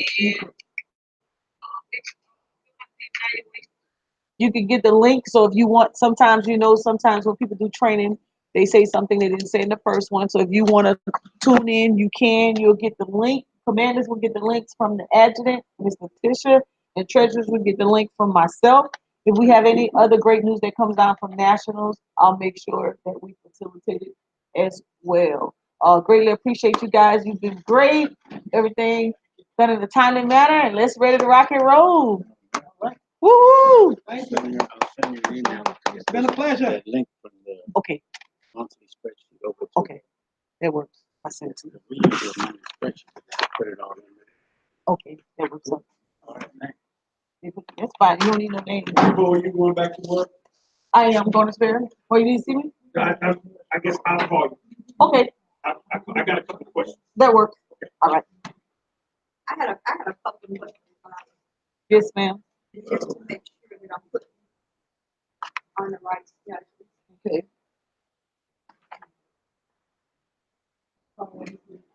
Like, I just want to make sure, like, I know this is good and that's good. Like we have like our annual picnic. Right. I put it on 14. Is that the correct Let me place? show you. And like our monthly meal, I just want to make sure I'm putting it Let on me the show you where correct you. place. Let me show you where if you forget. Because when I read it, that's what it seemed to me, but I don't Which know. one you? Which one? Oh, yeah, that's a 14. So it says 14 or 20. The annual- So 14 report amounts and expenses for service programs and activities.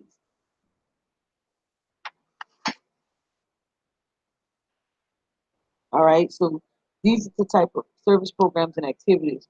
So like um Miracle on the Mountains, Flags for the Graves, Fighters, Widows. So that one right there, I think go on 21. Which one, the annual I think picnic? those Oh, condolences. right. So when we send a Hold on. check to someone for condolences, it wouldn't go on. Hold on. I took that to be for a Service. You service. took that one for service. You put it on 14. Yeah, Yeah, that works. That and works. but the annual Other charitable, the yeah, annual services. picnic is not just Right. for our chapter; it's for any veteran. So that's why I put it on. You put it on 21? I put it on 20 14, but I should 21. put it on 21. Right. Okay. Because it's for everybody. It's open to everybody.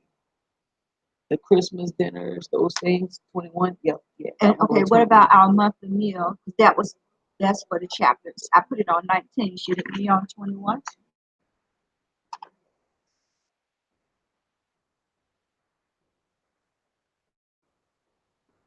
Yep. Meeting refreshments, 19. Yep. See right here? Yeah, they have example. Oh, okay. I don't remember if that was that must be Meeting why I put it. refreshments. Mhm. Okay, then I just wanted to make sure that so Yes, the only one I ma'am. have wrong is the annual. We're not picnic. wrong. You just need to move it up. Okay. Where you put it at? You put it on 14? I put it on Yeah, I would 14 move it to because I 21. took that to be like for because it was Right. open to all veterans that would be given to something that we were giving back to the community.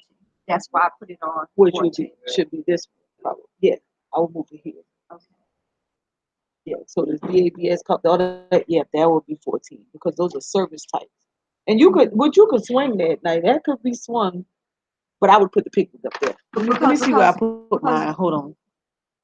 Because you're saying that our Wait, service. let me see where I put mine. I may have had it So on line 14 13, too. 14, 19, and 21 are actually service lines then, right? Like they said, you have to Yeah, have a yeah, service service line. program. Right, All of those are service right. programs. So when I add all of Let's these go. up, it has to be more than line 12. There you go. Oh, Girl, well, you then is it is. on Then. it, Okay, girl. I'm thinking that it was only line 14. It had to be, line 14 had to be more than Mhm. the rest. Service, all of But them. it's all of them together. Yep, Okay. yep, because you're servicing vets.